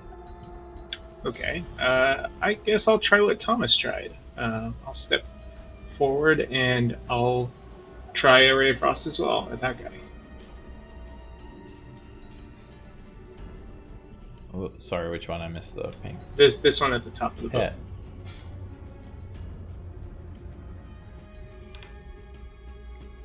The bolt of ice slams into the gargoyle and hurts it pretty badly. 22 damage and its movement slowed. Let's see. Shot. Then I'll move back over to where Thomas is at. And then that'll be my turn, and then the giant's turn. This is he's gonna tell the small folk to all be careful and stay behind the big boys. And he'll just charge forward and try to swing at this guy. Alright, he runs forward and is just shaking the ground, leaving these monstrous footsteps in the sand. And his leg He misses sinks into the sand, and he just splits a big chunk through the bow of the stone ship. And he calls do over. And he hits the gargoyle that time. It is quite resistant. It's hit for 13 damage, and a bit of mud just drips out through the gargoyle's stony body. Alright, so despite this magical storm and the heavy winds, the gargoyles are not impeded by it in any fashion. And they leap up off of the stone ship, bearing their claws and fangs. And they're just all going to do their movement at once, and they just surround Nemir as much as they can. They just jump on him and they start ripping into him. All 10 of these ones. Oops, one of them moved too far. and that's a miss. Tries to bite him. Tries to claw him. Miss. Next one. Bites and claws, and the claw hits him for 8 damage. This gargoyle rips into him and hits him for 10 slashing. Next gargoyle misses. This guy, he hits for 7 slashing damage. Next one hits for 4 damage. Next one bites him for 4 piercing. And there's 3 more. Miss. Hit. And miss. So he takes another 4 damage. So the gargoyles, they fly off and they start grabbing onto the storm giant and sorry, what's his name? Nimir, yeah. He's just kind of batting the gargoyles off, and they're not really doing a whole lot to him. Meanwhile, these gargoyles down here, they take to the air, and they do the exact same thing to Vasha. They just gang up on her and start trying to rip into her. All flying over to her, getting within 5 feet into her space. And they're going to make 10-20 attacks. First one, she's hit for 4 damage. Second one misses her. Third one hits her for 5 damage. Fourth one rips into her for 10 damage. The fifth gargoyle rips into her for 16 damage. The sixth one hits her for 11 damage. The seventh one hits her for 4 damage. The eighth one misses her. The ninth one tears into her for 7 damage. And she's hit for another 6 slashing damage. And she's getting shredded up. The gargoyles, there's so many of them, they're slicing her on the arm with her claws, they're biting into her neck, she's trying to shoo them away. That's it for the gargoyles. Than. Than's gonna toll the dead on the one that's injured here.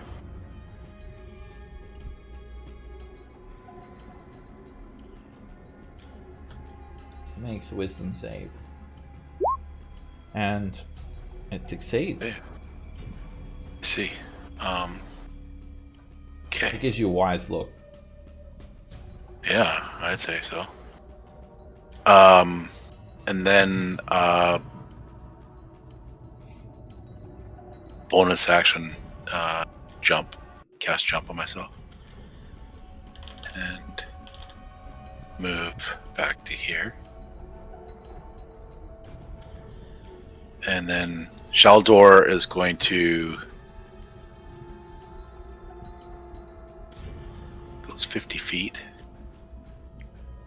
So she's gonna go about halfway. Wait, actually, let me check one thing. Yeah. So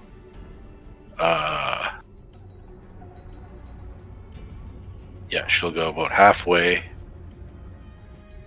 And then she's gonna use her lightning bolt strike ability. Okay. On this one here, centered on the one in front of whatever her name. Okay. I'll give them a pink dot once I use that ability, so you know that it's being used, and I'll get it back if they take a short rest. So you're hitting which one exactly? This one or the one below? The one below, right there. Okay. That hits. That hits all of them.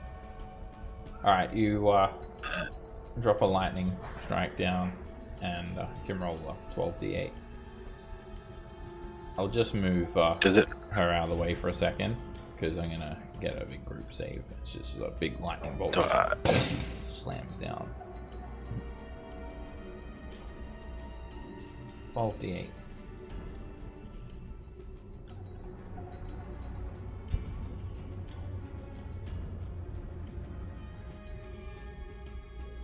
Hello? Sorry, I was. I'm not very good at typing rolls and shit. Alright, big lightning bolt just hits the storm giant, and obviously she's completely immune. The lightning explodes outwards and rips through each and every one of these gargoyles, and it's going to damage them all badly. The two that succeed are still reasonably damaged. It actually destroys one, and the one that's destroyed, it actually it just turns into mud. Mud just drips down onto the ground, and the storm giant's left largely unscathed. Well, completely unscathed by that. Not affected at all.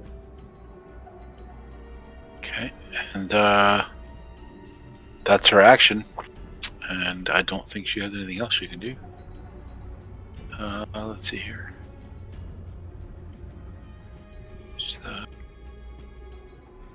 Yep, that's it, I guess. Roderick.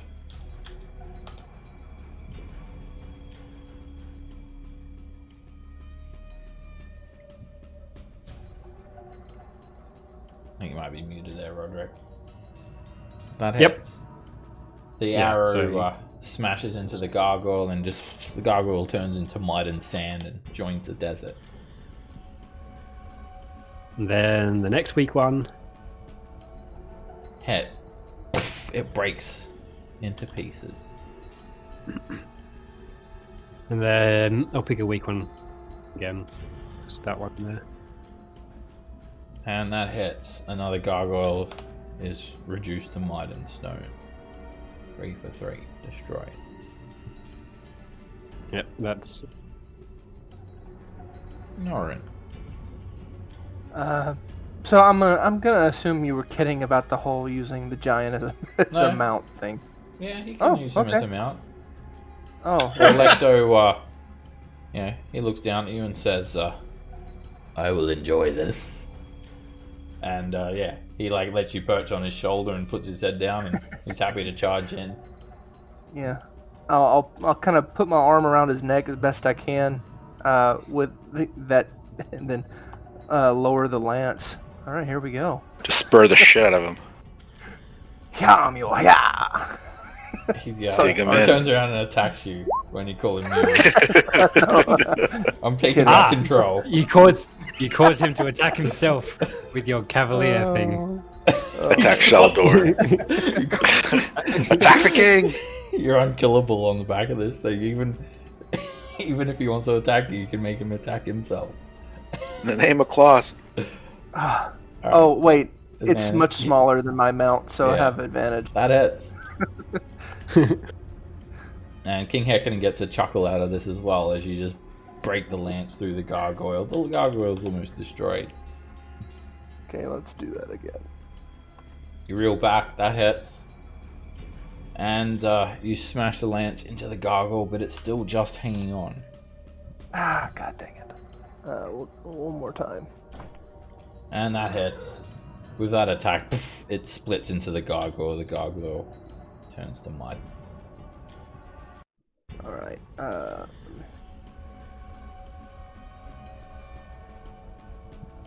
then I can't remember how far I moved, but I'll just use the dash action with Orlecto. He Kind of move back. He used Or- Okay, you having to dash. He does not look happy. Oh, no, That I'm means not- he can't I'll- use an I'll- action. I won't do that.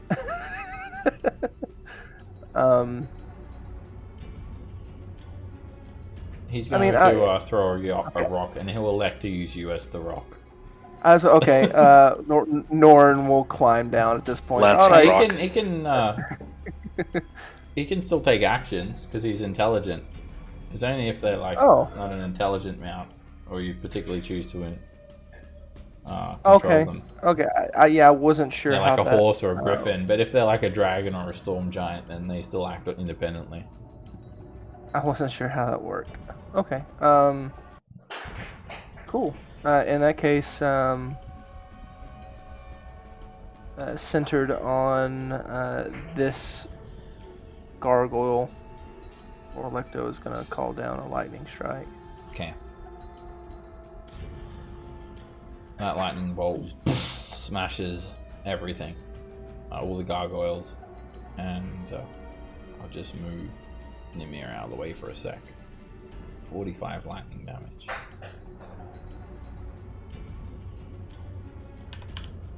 The lightning bolt hits the ship, it breaks away chunks of ancient stone.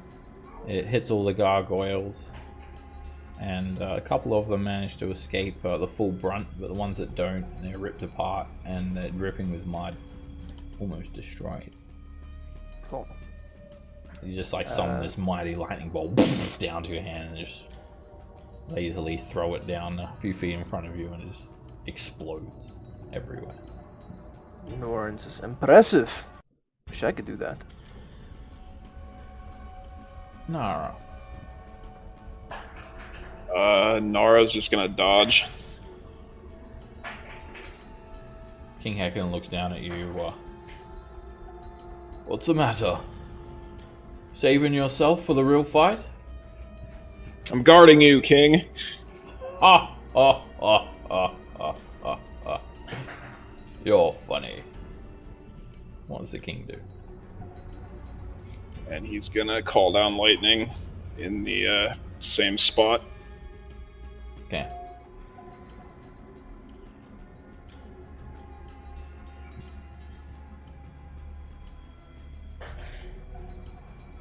Alright, most of the gargoyles are destroyed, but 2 instantly. Let me check. This one actually survives. It just survives, barely hanging on, but every other gargoyle is just absolutely destroyed, broken into tiny little pieces. Mud and rock fly everywhere. It's tremendously big lightning bolt.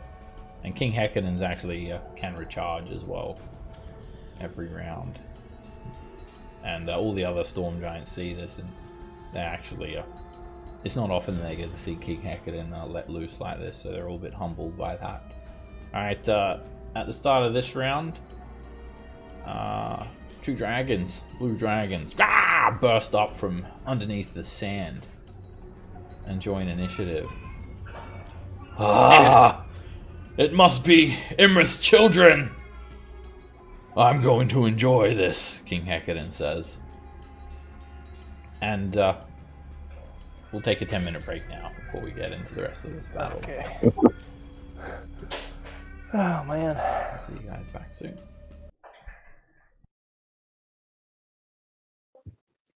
Oh, yeah. Norn is feeling pretty good. Got to fly on rock. Getting to use a storm giant as a mount. Not bad. Dreams come true. Yeah, that's right.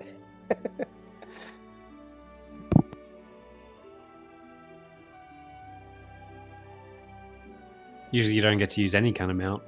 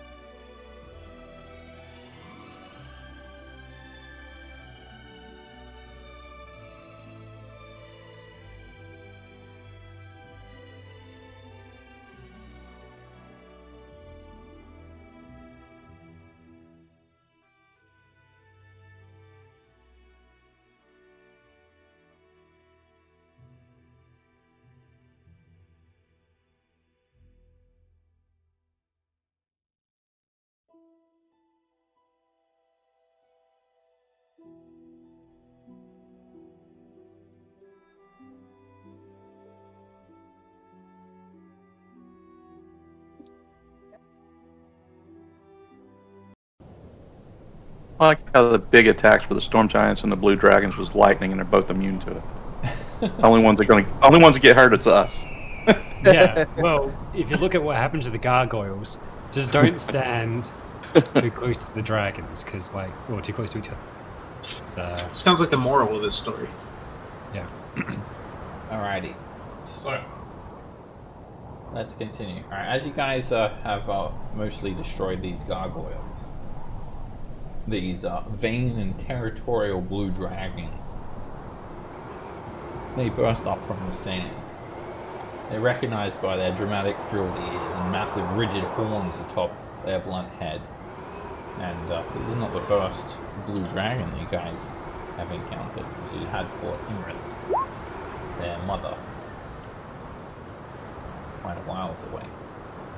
Anyway, as they soar upwards, you see them glide through the sand with ease, and each one, they burst up to a height of 80 feet when they start, and they barely leave any holes in the sand. They must have been kind of just hiding underneath the ships. And the Storm Giant King just rubs his hands together and says, "Oh yes, I am going to enjoy this." And let's continue this fight. Ren, you're up. So are the new dragons, would you say they're large, huge, or gargantuan? They're a huge size. They're 3x3. They're fully grown. Let's see. And they're flying. Okay. Oops. I'll go ahead and enrage.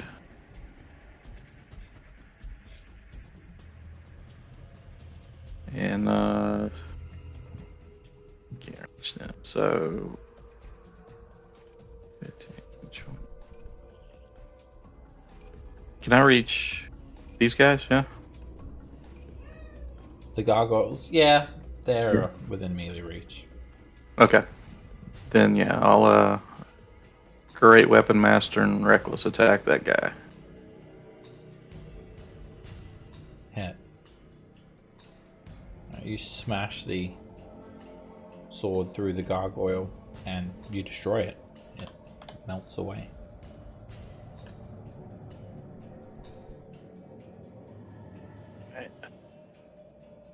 Attack that next one. You step up, the gargoyles are clawing at the storm giant. All of a sudden, a fiery blade passes through it and there's nothing left of it. It's wiped away. It joins the desert sand. Let's see. So I use my bonus.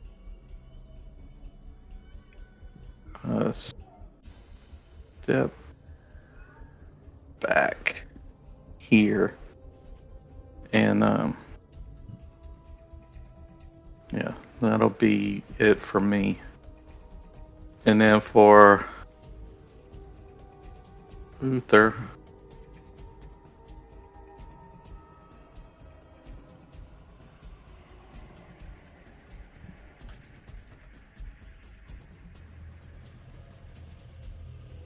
He'll see the dragons as the bigger threat. So, how many rocks did you say they had? 8? 4. They have 12. Yeah, it's just 12. a massive sack made of seaweed strung over their shoulder. Okay. All right, then he'll attack the one on the south there. Yeah, they absolutely hate each other, giants and dragons. And as a good weapon to use against the dragon, even at disadvantage, it's a direct hit, and it smashes the dragon in its underbelly quite hard for 45 damage. The dragon feels that. And then, yeah, he'll just stay there. At the end of your turn, or your giant's turn, this dragon's actually going to start to fly down. About 40 feet overhead. It flies down towards that storm giant. And it screams out to you all, "Mother had told us that you may be here soon. We'll enjoy ripping you apart." Thomas. Alright. Well,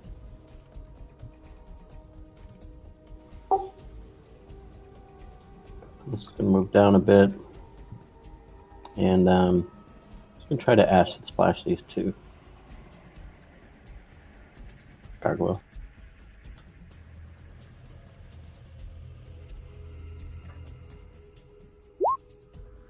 Its magical blob of acid pops over the top of the two gargoyle, and they both jump to the side, and the acid fades away.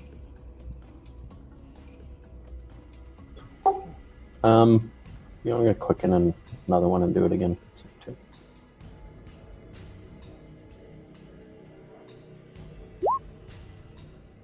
They don't expect a second blob, and it just it washes the gargoyles away, melting them down into mud that soon soaks into the ground and disappears. Yeah, they go on a trip. Whoa, dude! I feel like I'm melting. Alright, the dragons notice all of the small folk now, and an actor is going to also start to fly down, closing the gap by 40 feet. And saying, "Oh, well, what do we have here? Some little creatures." And, Oh, crap. Stop, I'm sorry, I forgot to take my giant's turn. Can I still do that? Oh, you haven't had your giant's turn. Better take that now. Yeah. Oh, she's going to throw a rock at the dragon above her. And she, as the dragon's like threatening you guys, that rock just smacks it in the side of the face, and the dragon screams, "Ah!" And the dragon almost looks bloodied already. Okay, so that dragon flew down, and now these dust storms kick up.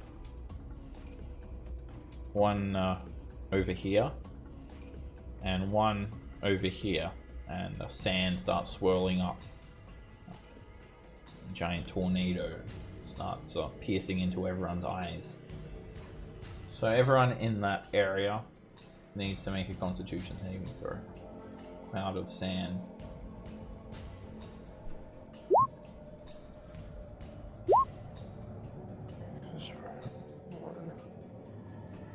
Oh, that's awful. Ah! I roll shit even when I'm a giant. Alright, Vasha becomes blinded. He seems so happy. Norin becomes blinded by the sand. Does that sand obscure sight as well? It's not heavily obscured, no. Here we got Lily. Your giant is Nemia. They become blinded. Yes. Every time I click on Uther, it rolls for Rend. It's rolling for you. It's just that it's just coming. You can change your name to your dragon if you wanted to say your name. Yeah. Or your giant, I mean. Yeah. Down the bottom right hand corner, it's got like the characters that you can be as. I think also if you select the token. Well, the first one was no, because I did that too. Because the first one was me, and then I tried rolling for Uther, so he actually rolled a 14. But then I just kept. You got a 27, and then yours, your guy got a 23. Yeah, so he your was guy the second. succeeded. All right, let me get the rest of these giants. Oh wait, did I miss anyone there? I think everyone else succeeded. Nope.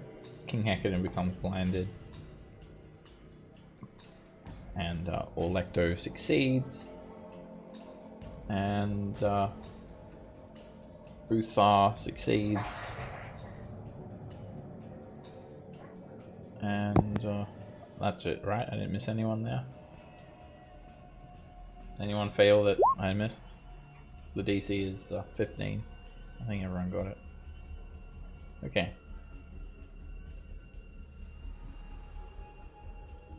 Lily. Alright, I think Lily's going to spend her action casting Protection from Energy. Alright, cast Protection from Energy. You're now resistant to cold damage. I gotta get better at these spells. Alright, I'll give you a little lightning bolt shield icon for that one. There we go.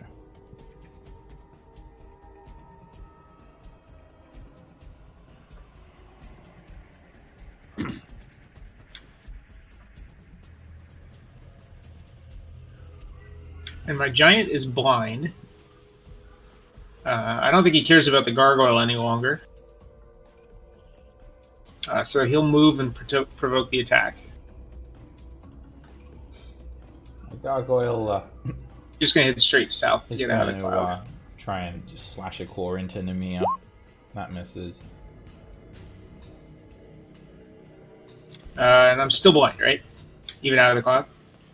Yeah, the sand got in your eyes. That's why you're blinded. Not just it's not the cloud that actually obscures vision. Okay, I'm just gonna. Namir will lob a rock up into the sky, hoping he blind, but hoping to hit the dragon. Yeah. And then tell him to get down here, you snake with delusions of grandeur. The giant chuckles, and as that rock is flown up, the giant just tips its horn and splits the rock in two.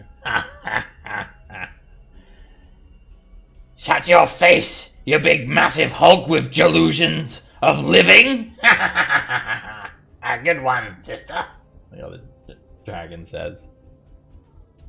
Right, there's only a few gargoyles left. And we'll start off with this guy. It's going to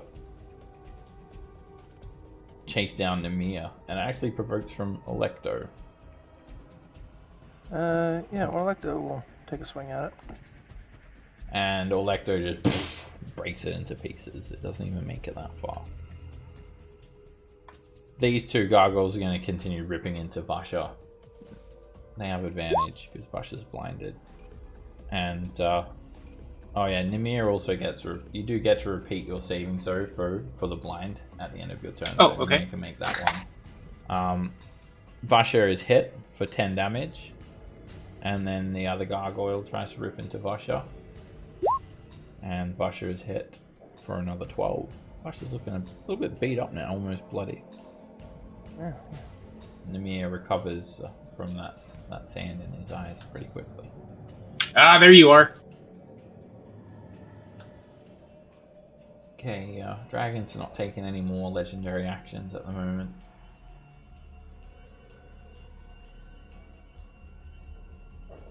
Sam. Right, I'm gonna toll the dead on this gargoyle here.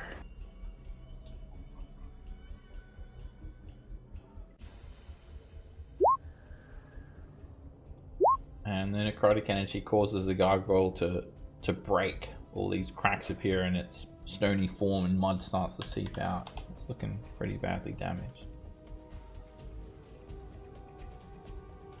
Okay, and I will see here. Guess I will probably move. Should get closer or further at this point. Here. Yeah, I'm gonna stay put where I'm at. And Shaldor is gonna throw a rock at the dragon here. I guess. Oh shit. And Shaldor just lines that dragon up. She And, screams, as- war cry. As an actor is busy casually breaking Good. apart that other rock, this one just you just hear the Fucking sickening die, crack. you dragons. 80 points of bludgeoning damage. I hate you. I hate you all. The dragon's weeping with this massive gash that just runs down the side of his head, blood spilling around, getting blown away in the sand, and the dragon loses a few feet of altitude. As a reaction, just knee-jerk reaction, just starts to beat its wings, and it's almost bloodied from that single well-placed rock. Right. Fall. Fall, you piece of shit dragon. She runs towards the wherever it's coming down. And that's all she does. Roderick. Alright, I'll take a shot at this gargoyle. Miss. The arrow whizzes by it. Yes. And I'll command my giant, that's Shaldor, to do it again. Get the dragon.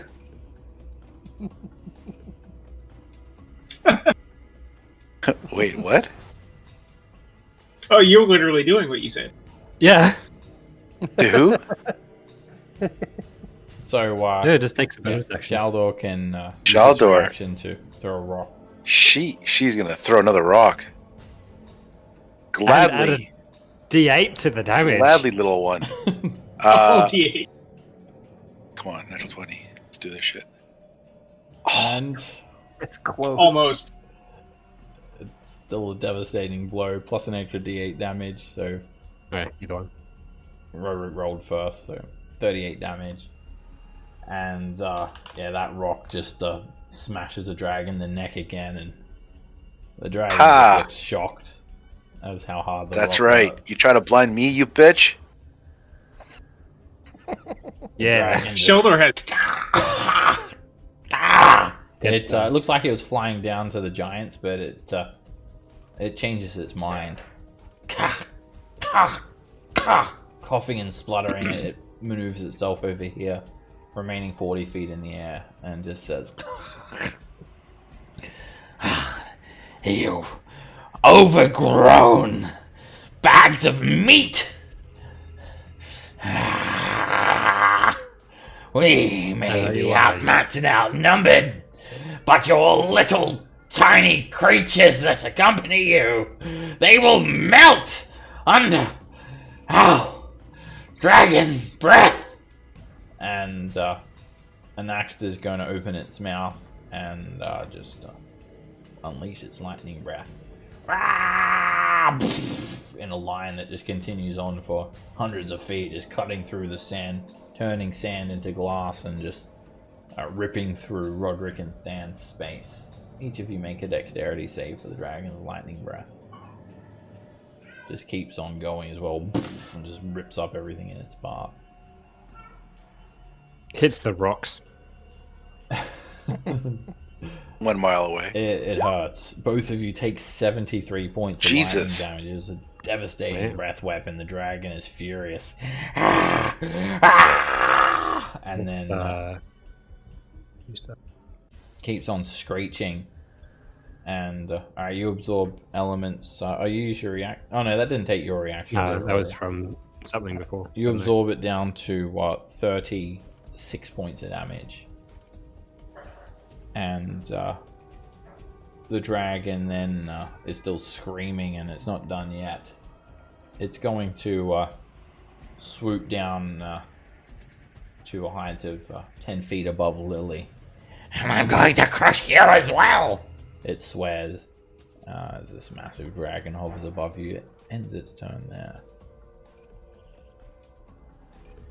And Chezerin looks around.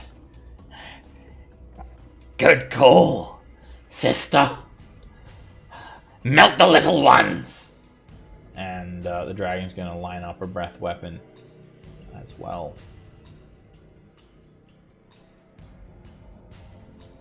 This dragon's going to fly down here to a height of 30 feet. So it moves 20 feet. Vash is blinded, and the dragon says, "Ha! You must be the king!" It says to King Hecaton. Watch, king! Watch as your little ones melt!" And I think it might be able to get more people, actually. Yeah, you guys are kind of lined up a bit.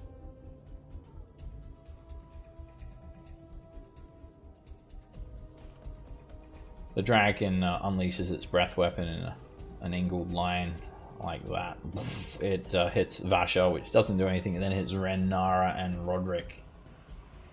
Dexterity saves.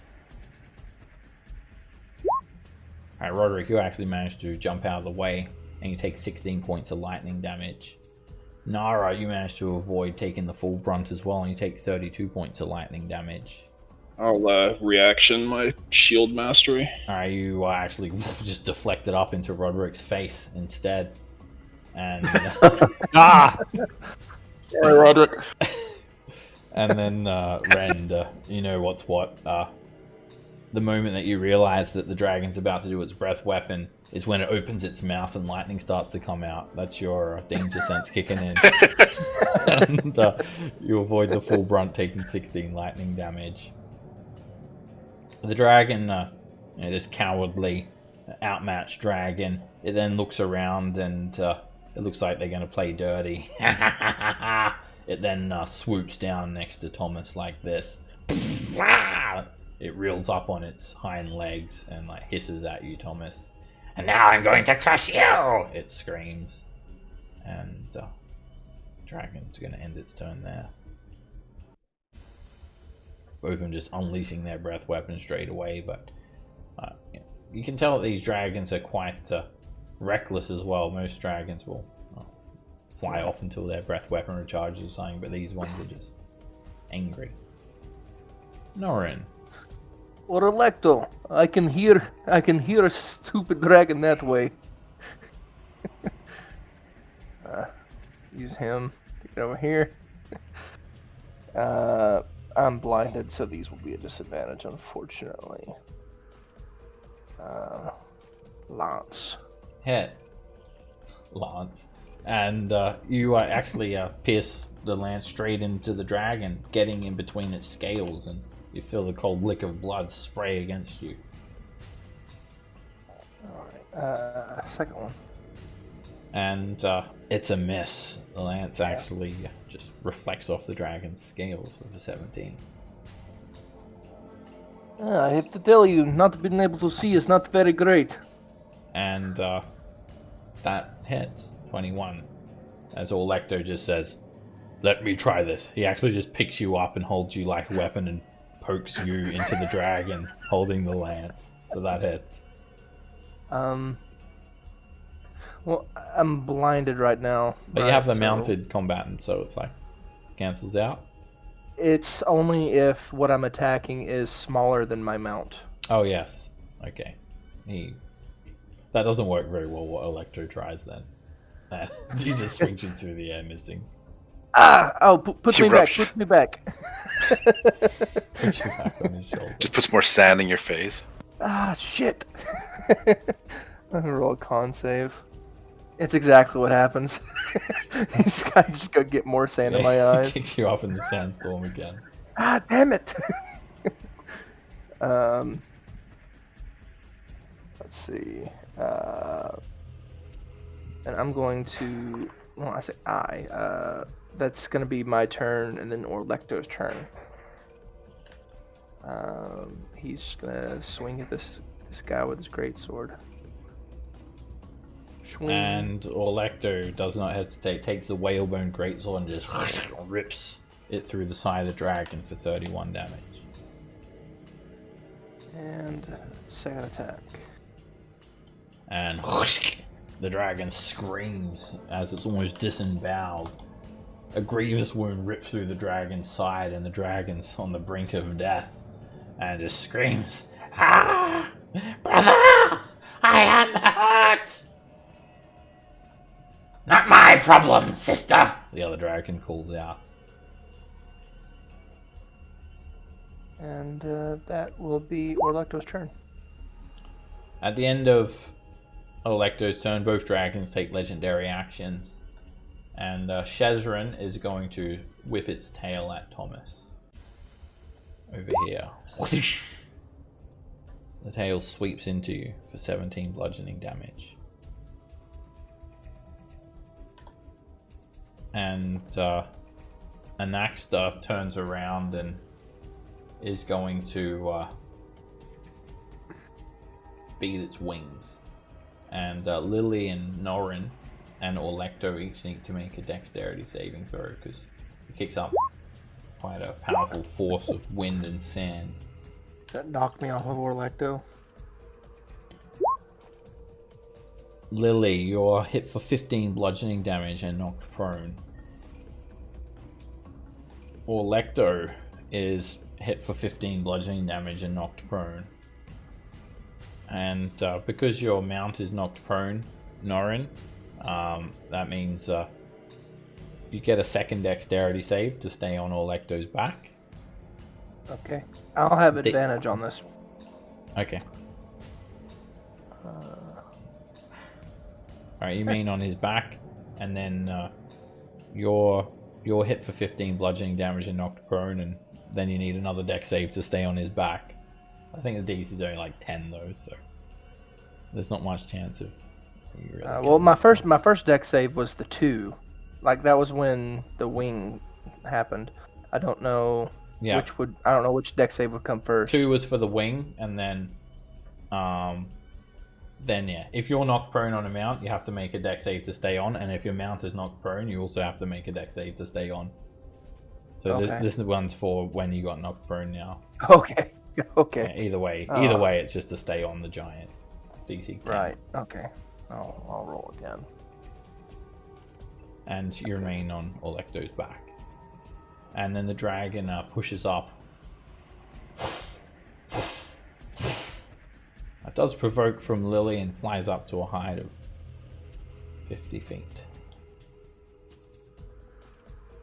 Would Orlecto have his reaction again at this point? Oh, did I not give it back to him? Yeah. Mm-mm. He gets it. And he can make an attack. Yeah, I'll take one at disadvantage. It's a narrow miss. He swings up, but the dragon's too quick and narrowly escapes from the breath of that sword. I guess Lily's not taking a reaction. The dragon, badly injured, and swoops. Keeps on flying. Actually, is going to just fly. Oh no, that's it for its flying now. All right, over to Nara.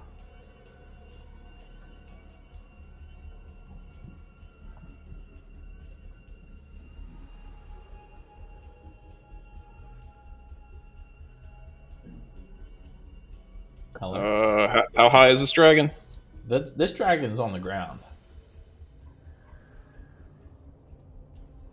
I'm gonna throw darts at it.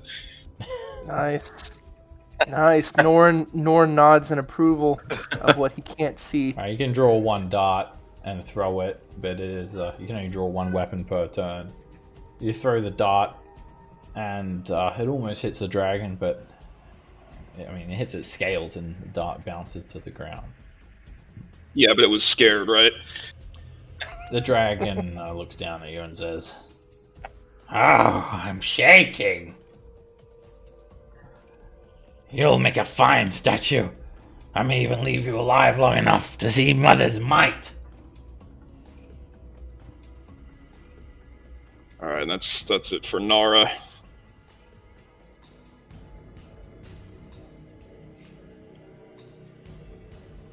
Alright, roll a d6 for King Hecaton. On a 6, he gets his lightning bolt back.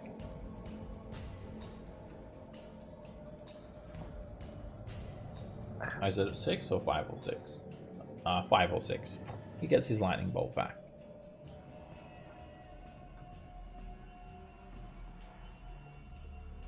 Not that he can use it. There. It says he has a ballista, is that right? Yeah.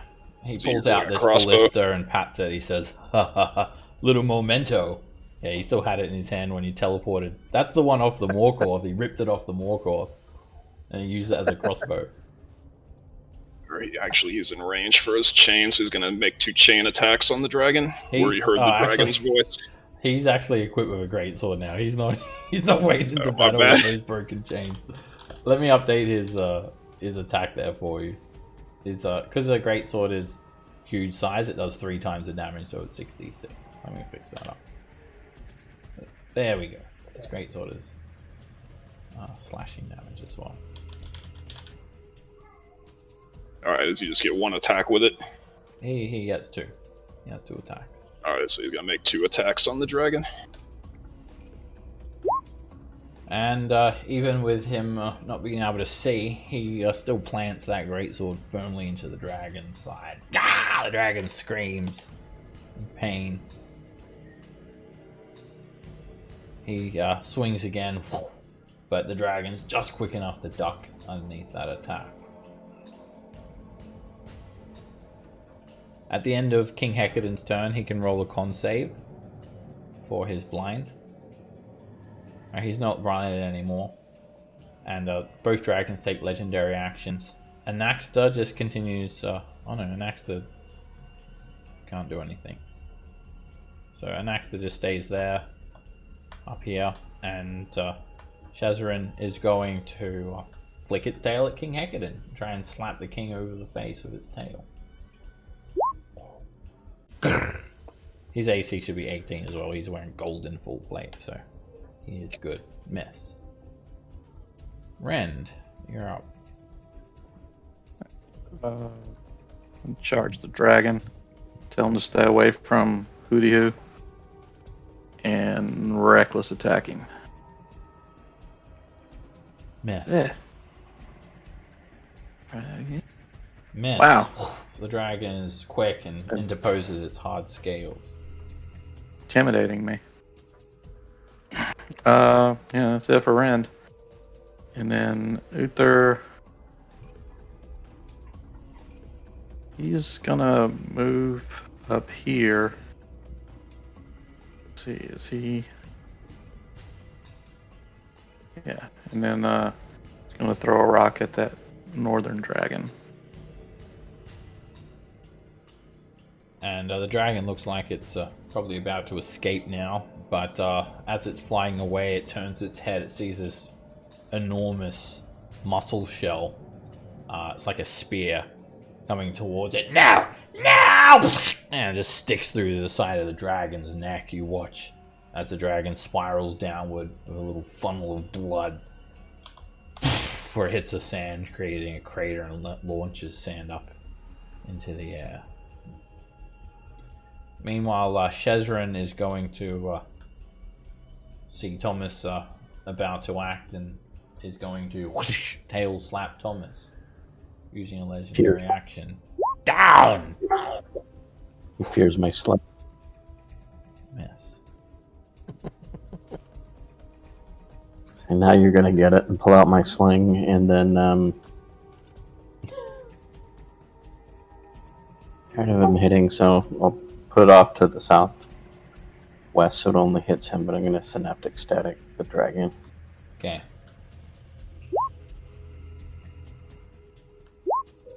The dragon just says, I am too smart for you. I have too much intelligent for you. I love the slight pause. I'll run past him. I have too much, what's the word? Intelligence. I'll quick an array of frost on him too, so down a little. That hits. The icicle pierces through the dragon's wing, reducing its movement speed by 10 feet. Alright, then Ash is going to run forward. Get out of my way, puny guy. And she's blinded, so disadvantage with swing. Shazarin turns around, sees this dragon running at it, and ducks underneath the initial sword swing. And the dragon starts to leap up into the air, and Fasha slices into it for 23 damage, and Shazarin's looking pretty badly hurt. And she can make another con save, right? Yep. She is still blinded. Plus 10. Okay. And immediately Shazarin retaliates with a tail attack at Vasha, slapping her for 13 points of damage. Those sandstorms disappear, and the dragon says, I've got you! Looking down at you, Ren. Actually, maybe the dragon doesn't have you. I think you've just moved out of the way. Now I don't have you! Get back! The dragon says. And,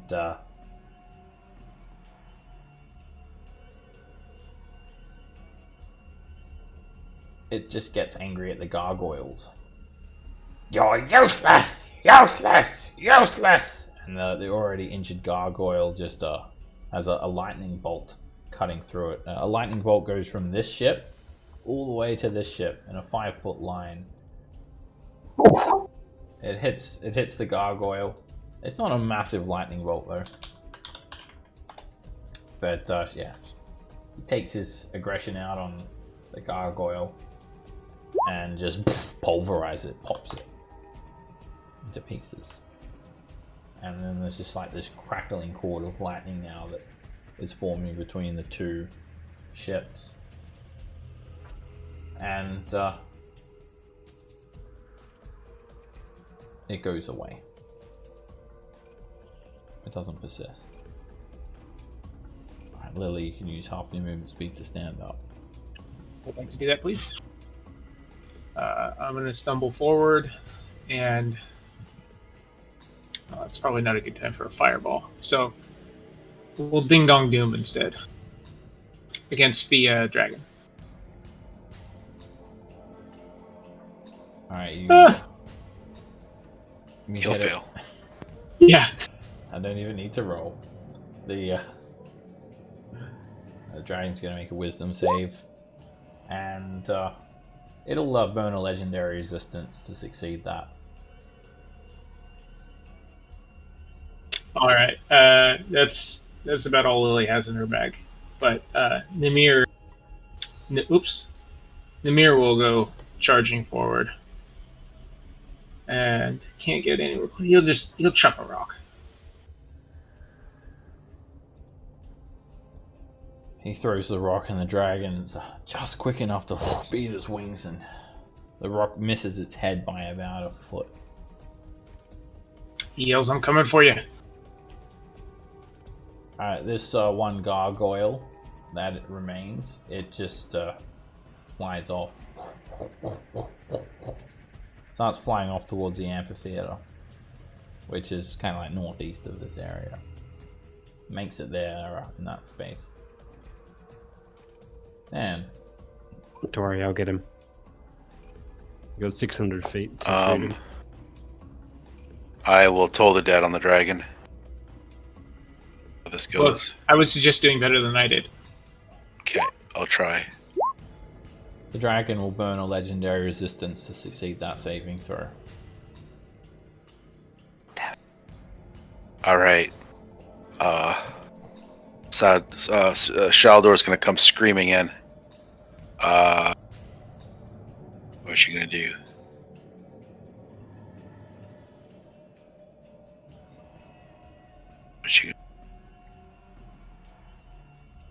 What is she gonna do? I feel like she should kill that gargoyle. Or the dragon. Alright, she's coming in hot with a rock. She's taking like a 15-20 foot run with throw. Yeah. Putting a little extra oomph in it. As soon as I open up her thing. And natural 20. And even with the large distance, it's still an accurate shot. And it just pummels the dragon in the side. There's a massive impact. Bits of shell and stone break apart. Dragon's tails and sand go flying in the air. Blood mixed in with all of that. The dragon's almost pushed into the sand. And the dragon is just screaming, adding to the lightning in the sky. And, yeah. I think that's all I got. End of turn. The dragon is so covered in blood, you're surprised it's even still standing. Roderick, defender of Icewind Dale, you're up. Do it. The question is, will I actually hit if I use sharpshooter? Hell yeah. Of course you will. Have faith. It misses. I don't think that's. You're attacking the dragon, right? Yeah, the dragon. I've got another like. How far am I away from this thing? The gargoyle? Another 35 feet. I've got another 470 feet to take that guy out. So. Yeah, but you might not see it. I'll see it. Okay. Okay then. I have eyes like a hawk. If you're that confident, hit the fucking dragon. And you can hit a gargoyle at 600 feet. 19 damage. You stick the arrow into the dragon's eye socket, killing it instantly. 19 damage is just enough. Excellent shot to finish it off. You can take out that other gargoyle as well, Roderick. One of the giants will take it out, just pulverize it. I have no chance of getting back there. Those of you that were blinded will soon recover.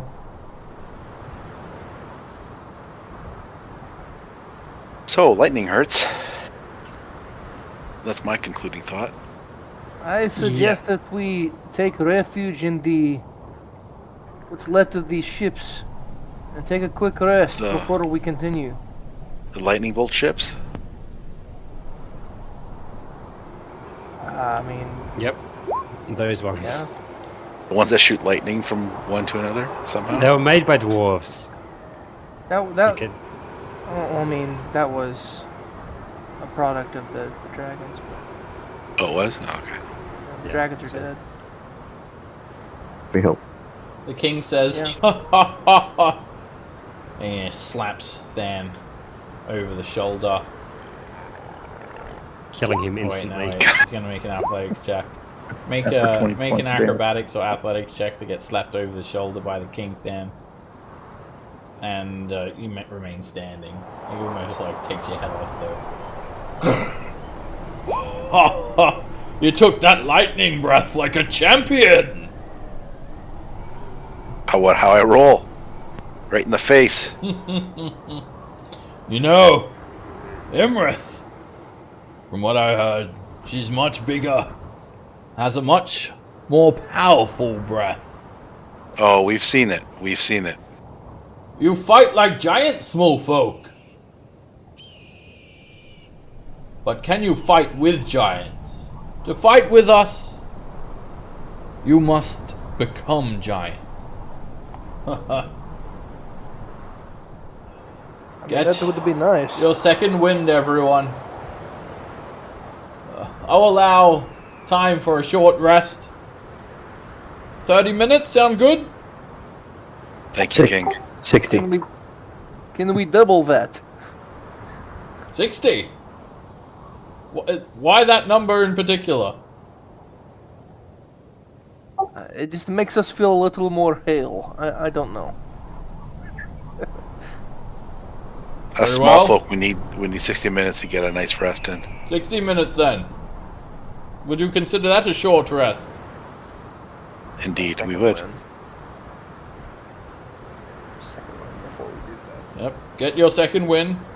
Literally. Yep. Oh, that's literally. Alright, those of you that use your lightning bolts have recovered them, Electo and Shaldor. And now you guys just hang out and take a short rest. I did dire D12, right? The giants, they can fully recover their hit points. Yeah, they've got 20 D12 good dice. Oh, yeah. Just fill them up. They'll be fine. Alright, as you guys are here in this desert, the giants are dealing with the sandstorm okay, but for you guys, it'd probably be best to take refuge in one of these ships, otherwise you wouldn't be able to rest, really. So you head into the ships. They're just like a regular sailing ship, except everything's made from stone. They've got cabins at the bow and stern. They don't have a bilge, and everything's made of stone. They once supposedly just floated on the water with magic. So you imagine they just floated above the surface of the water. Can't help but notice the fine stonework as well, Roderick. And you also note that it is made of stone. Yep. Almost don't get my short rest because I'm talking too much. So the ships are actually pretty hollow. Apart from the cabins that are still intact on the bow and stern, the entire interior, where the galley and the mess hall and everything would be, it's been completely hollowed out. They're just sand-filled holes. And each ship contains the dragon's treasure hoard. Cool. So, I want you guys to split up into different ships so you can go through this treasure quickly during your rest. I'm with Norin.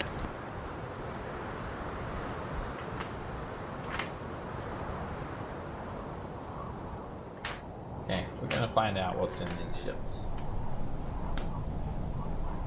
Now let's go over this ship first. Nara. Roll me a D100.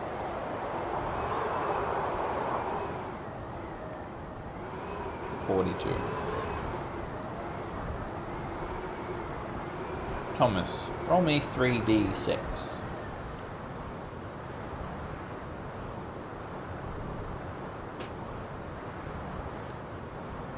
There are 12 500 gold piece azure gemstones.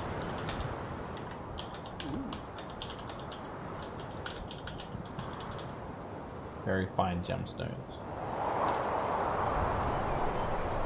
And Than, roll me a 1d6. And Norin, roll me a 5d100. 5d100. Shit. Okay. Actually, yeah, roll me 5d100. Cool. Okay. This is what you find. A potion of gaseous form. You can identify it by taking a sip. Okay. Chug it. You drink it and you turn to a gaseous form as per the spell. There's a potion of mind reading. So this is all going in the party loot. Actually, maybe not the potions. Maybe we'll divvy them out once we see what everything is. Just hold on for the potions in the party loot for now. Alrighty. Ooh, that's a good one. Potion of Storm Giant Strength. Oh, bitchin'. Sorcerer item. Cleric item. I mean, it can be with the right build. 1, 2, 3. 2 more. Speaking of clerics, I'm a cleric.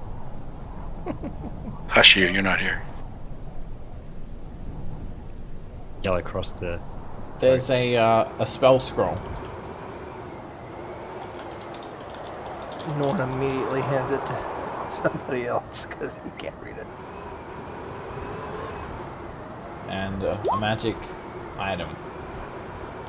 It's in like a small vial with silver filigree, and it has like a milky liquid in it and strong alcohol smell.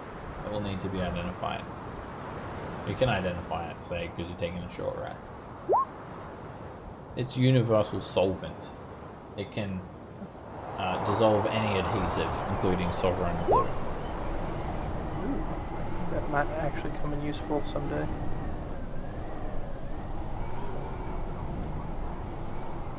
There's no big pile of coins, however, in this dragon's hoard. Maybe Mummy Dragon That's all of that. Alright, Rend and Lily and Roderick, let's see what you guys got. Again, there's no massive pile of gold and silver and copper that you would expect. But some valuables stashed away here, half buried in the sand.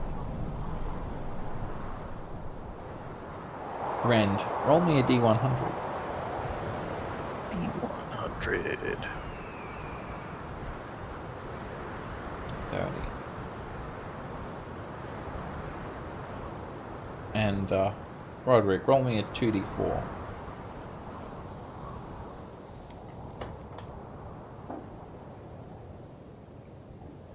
You find a silver mirror with dragon wing frame. You find a small bone carving of a halfling. God, another pet for Roderick. Yes. Riding a Small hamster. halfling, I choose you. Riding a hamster. A giant hamster. You find a smoking pipe made from valuable gemstones that have been like just kind of lacquered and put together. There's a small diorama of a dragon giving a storm giant a noogie with gemstones for eyes.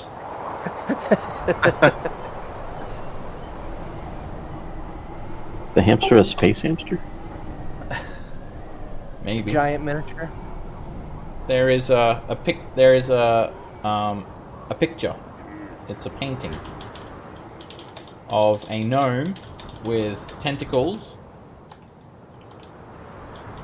for a face, carrying a small futuristic looking firearm.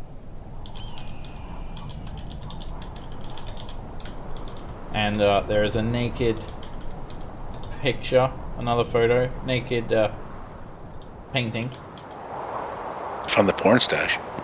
of an old man Oh, perfect. whose Exactly what you wanted. long hair and beard cover his modesty.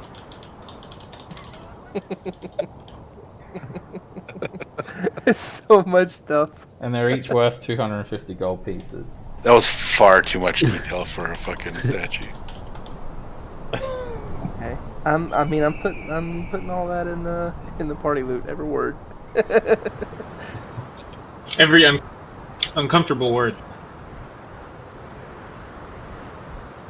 And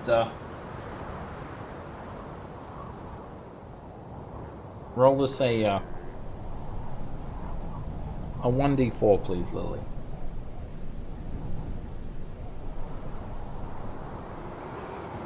And roll me a d100.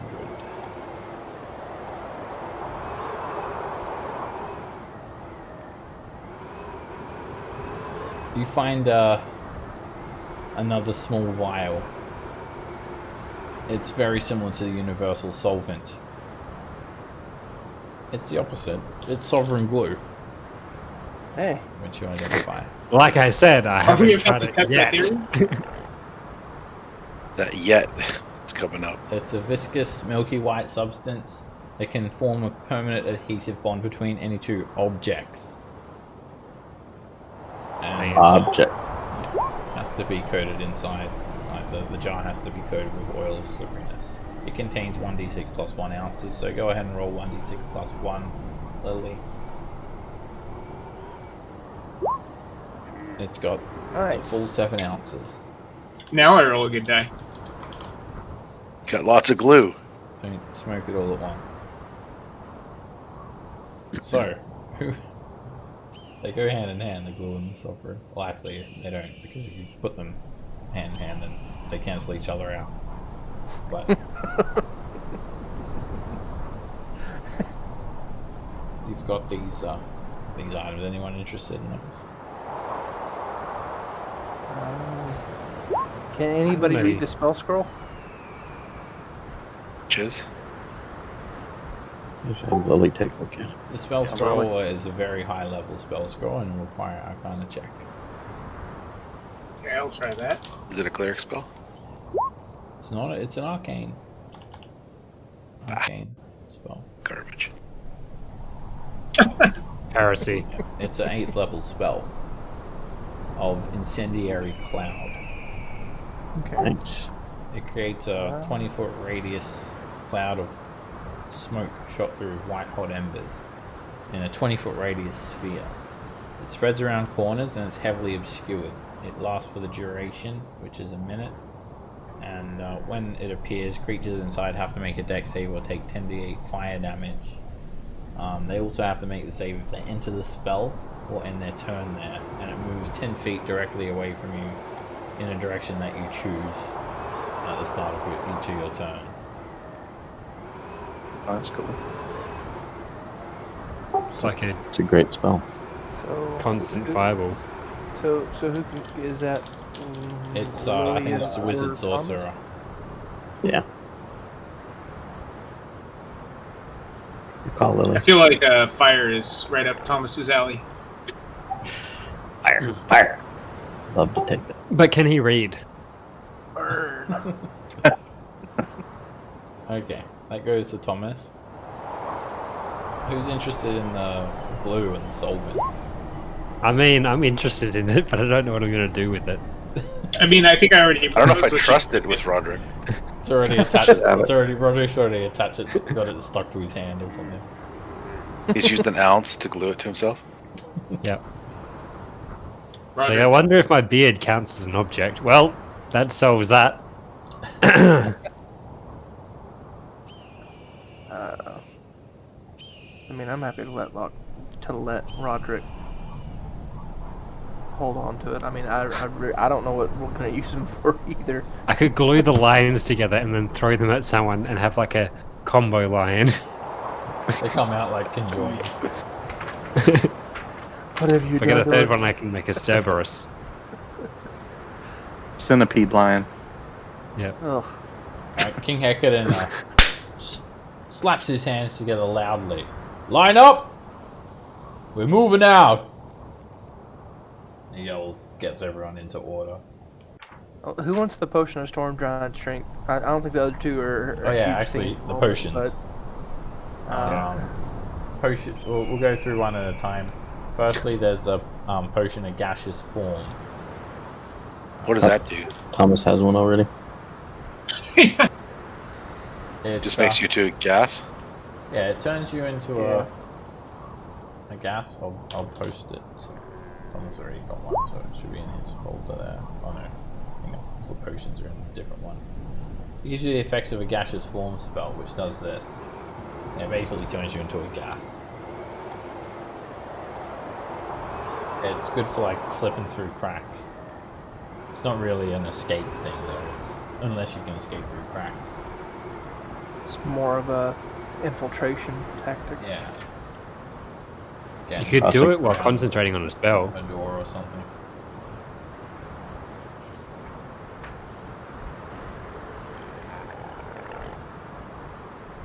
Anyone want to grab it? Or do you want to take two, Thomas, if you already got one? I mean, I'll take it, I guess. Okay, add that to your inventory. Potion of Okay. gaseous form. Then there's a potion of mind reading. It gives you the effects of detect thoughts for an hour.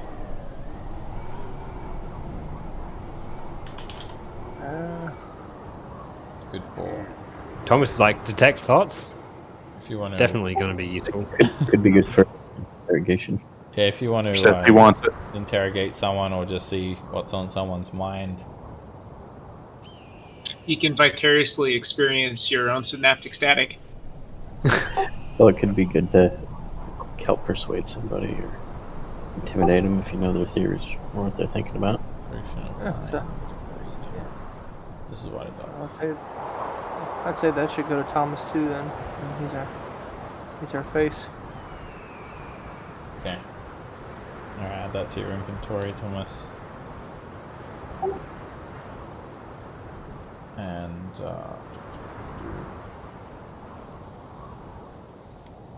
okay, next up there's the potion of storm giant strength.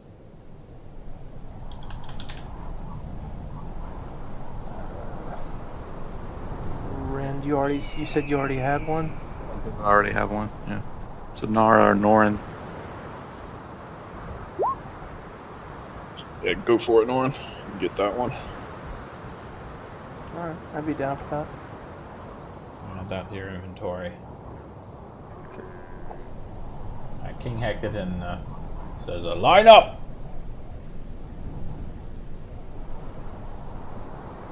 He looks around.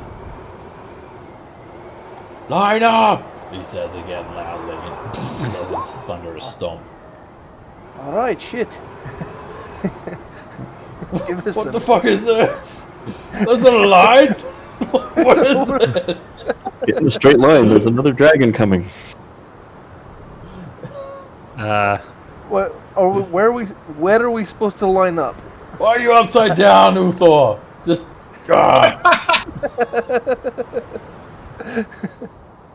I've got something important that I want to give to you, small folk.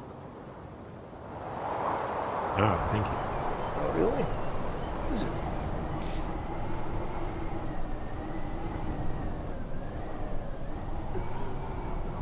It's Lightning this. weapons for everyone. This is a gift that I probably should have given to you before you took your short rest, because it requires attunement. So let's say that I did. Alright, sure. That's the way I remember it happening. Namir, line up! Don't line up in a line with me, I mean line up in front of me. You stand where I was, and I stand where you were, Namir. There. Oh, no, I'll be here. Alright. Electo, good. Should we get the dragons in line? Nara, you can line up with them as well. Scraped you off his shoulder. Okay. Now, when I was aboard the Morkorth, I saw your runes, your giant runes. These runes were bestowed upon Anim's children. They are remnants from when we once wielded magic. The giants of Astoria used these runes towards powerful ends. And there is a rune that I would like you to have. It's quite obvious that Anim wants you to wield them, small folk. So I present to you the Claw of the Worm rune. It was recovered from a shipwreck near Maelstrom. This is a gift that you can do with what you will. And Claw of the Worm rune. It's a dragon claw that's been covered with a coat of molten silver, upon which has been inscribed the Worm rune, the Dragon rune. It has the following properties. Worm Slayer. As an action, you can point the claw at a dragon within 30 feet of you. The dragon must make a con save or gain vulnerability to all damage types until the end of your next turn. The property can be used 3 times. The claw regains all expended uses at the next dawn. Worm Shield. While the claw is displayed on your person, you have resistance to the damage caused by any dragon's breath weapon. And Worm Ward. You can transfer the claw's magic to a place by tracing the worm rune on the ground with your finger. The point where you trace becomes the center of a spherical area of magic that has a 100-foot radius. It's fixed to the place. It takes 8 hours of work. The claw must be within 5 feet of you. The claw is destroyed at the end of that, and while in the 100-foot radius sphere, any dragon has disadvantage on saving throws and can have a flying speed no higher than 10 feet.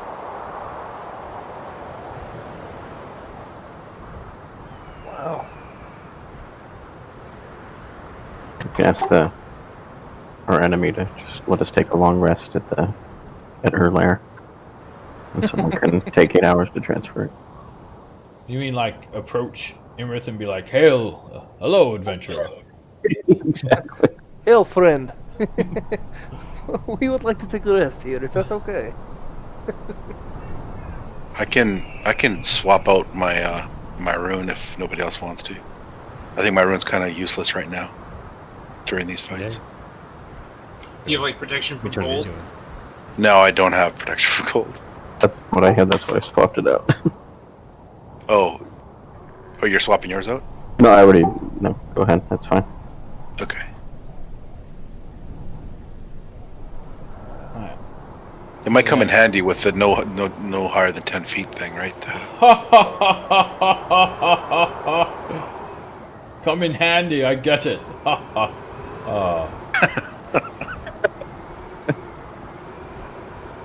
Do with it what you wish, small folk. Which one of you shall claim it? I shall claim it. That resistance to breath weapon. That's gonna be awesome. Okay. Yeah. Yeah, I think he needs it after the I last think you're the time. only one with an empty attunement slot anyway, Than. So you can attune to that during your short rest. Cute. And then he reaches into his bag, and there's something else. But Uthor, he steps forward and shakes his head and says, "Not now, brother. Now is not the time.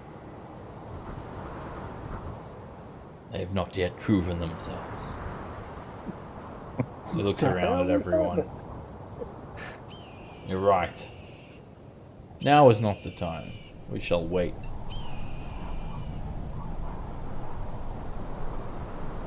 Very well then.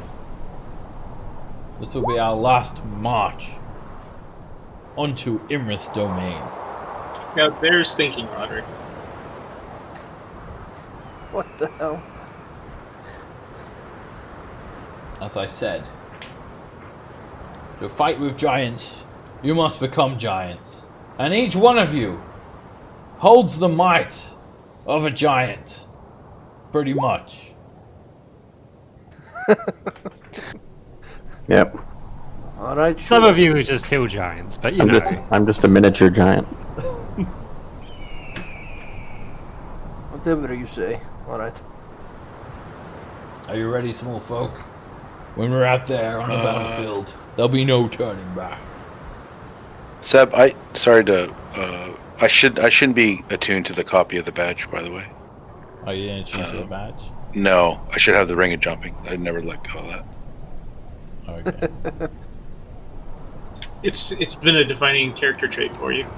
Yeah, and plus my shield I think is a +1, so I wouldn't attune to the badge. Okay. Why we call him the flea. Leaping ability. That's right. Okay. Alright, now. Where was I? Are you ready? Ready? Let's do it. Okay. Just checking something here.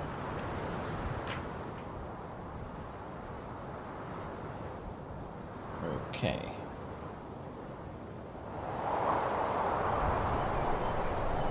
Okay. So, full frontal assault. Alright, you guys, all riding on the backs of the giants. Jump on Nara, King Hekanon says. And Roderick, jump on a giant.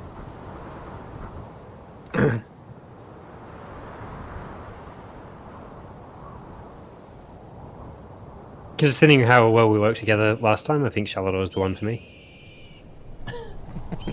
Okay. No As offense you- against Nimir, but You guys are lined up. King Hekanon marches first. He marches forward. And you guys march behind him like this. And you just start wading through the desert. And you can just kind of see the vague silhouette of the Colosseum in the distance now. You rush to Imra's lair. This is where your long journey ends here, in the desert. That churning cauldron of black clouds. It persists. It fills the sky. Thunder, peal, lightning flashing. And half buried in the cold dunes is this crumbling amphitheater, adorned with statues, many of them broken. You're on the eastern lip of that Colosseum, so you're not really seeing it, but it's here. This is basically it here. And the giants are just running with their swords drawn, just running straight up to the amphitheater. And you're not actually this close to the amphitheater yet. There's no rain, but there's just a moderate wind now. It's not enough to cause ranged attacks to be at disadvantage, but there is quite a lot of thunder. When you're about 800 feet away, massive rocks start getting hurled your way from trebuchets. So King Hecaton's running at the front, but someone could volunteer their giant to take the hit or try and get in the way of any potential rocks that may hit you guys. I think. I mean, mine would definitely be trying to defend the king and the little people. Alright, if anyone's going to try and defend the king, get in front of him, because here comes a rock.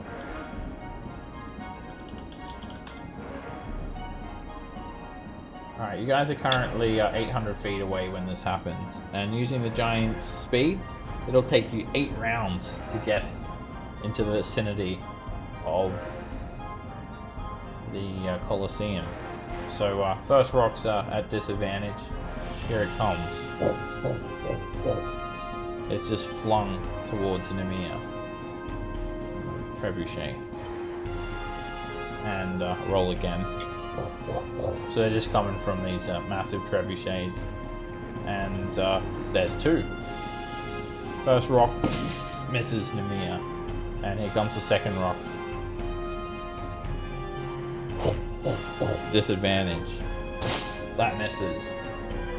You guys run forward and you close in the gap another 100 feet. Feel free to do something with your characters if you wanted to make any preparations. You're going to be upon the Colosseum in about 7 rounds, basically. Yeah, we're about to be in the shit. Yeah. I mean, 7 rounds. time to drink giant strength potions if you got them. I feel like. Gaseous form. Go. At some point. See you guys later. I'll be there in 23 rounds. I'm in gaseous form. Alright, here comes another rocket in the mirror as you guys clear another 100 feet. Still at disadvantage. The first one misses Nemea. Second mangonel, trebuchet rock. It hits him. It cleans him up for 55 points of damage. That is a massive rock and it hurts him. King Hecaton says, dodge? "You fool, Nemea!" Not in combat technically, so you can't dodge. Okay.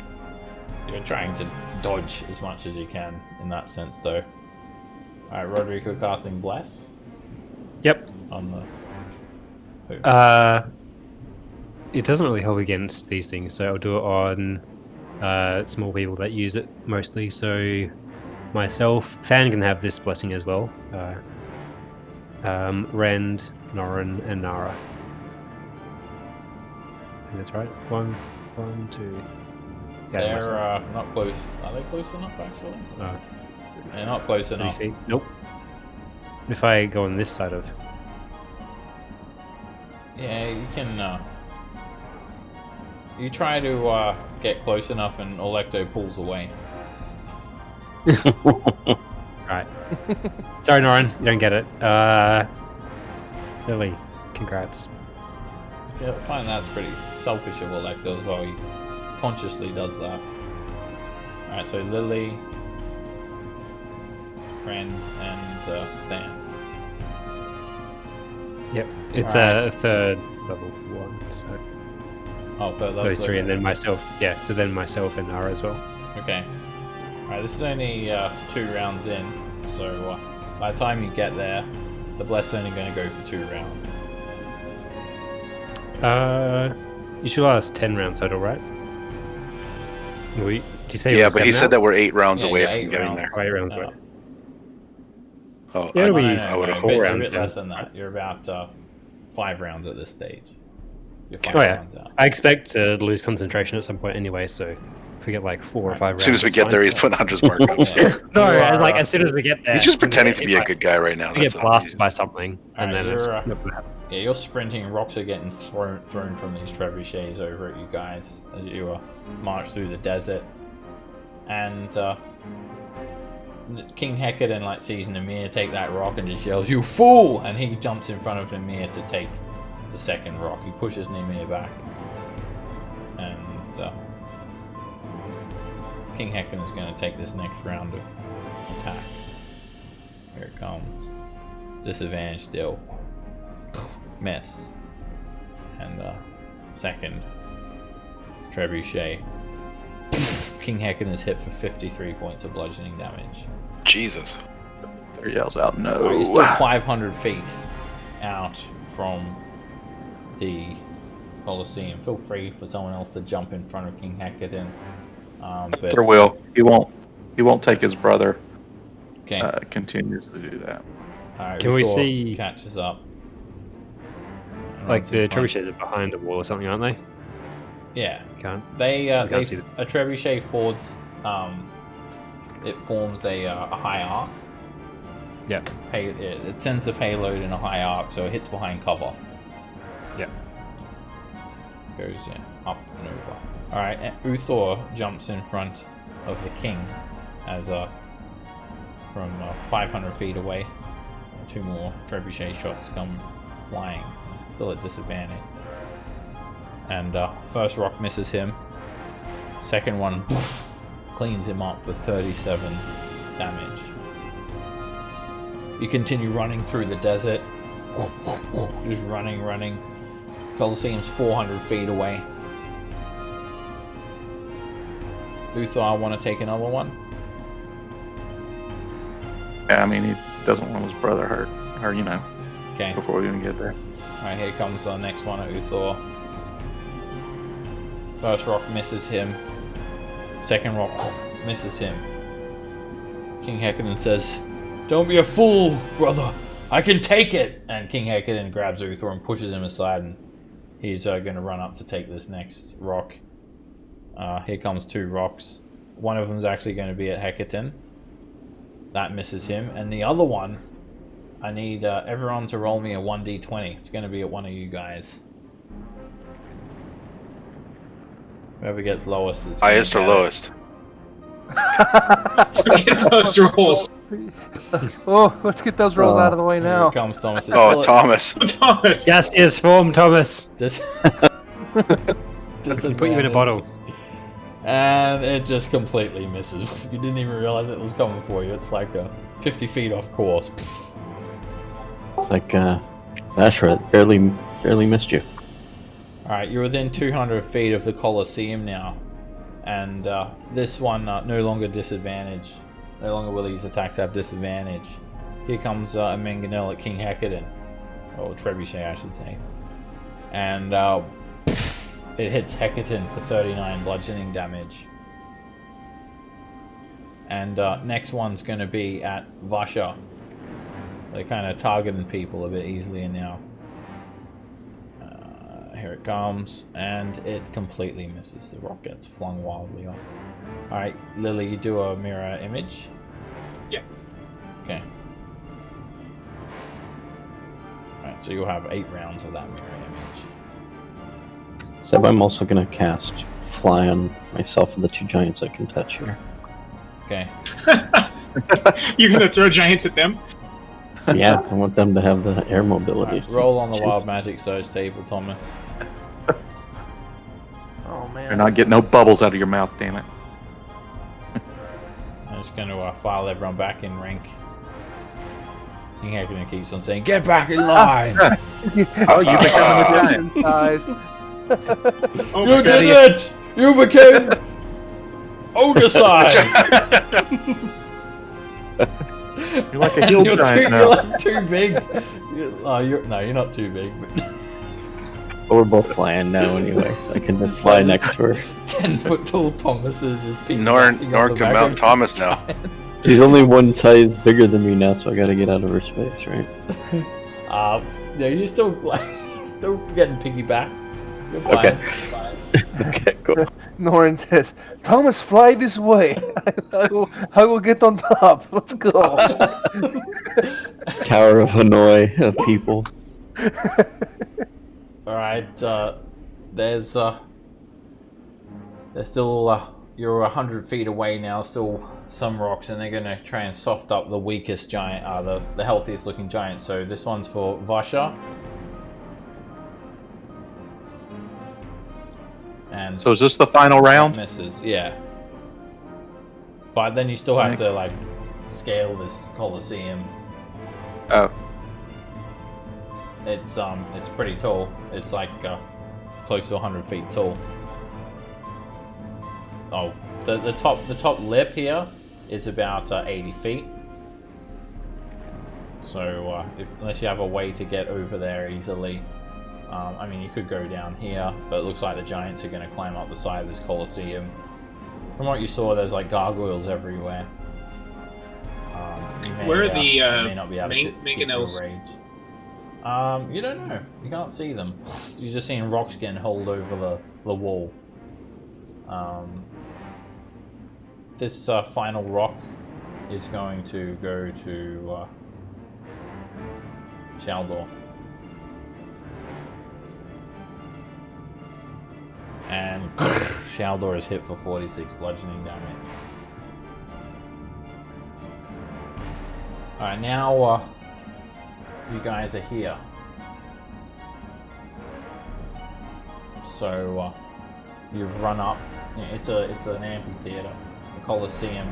This is one of the walls here. You can see some like ruins, buildings sunken in the sand. Down here as well. They're seeing, it's an amphitheater, so it's only like a semicircle. There is an opening down here. But the giants point to say, "We'll scale the walls." So what do you guys do? You're on your own now, small folk. Show us what you've got. I was gonna cast Fly and realized I didn't prepare it.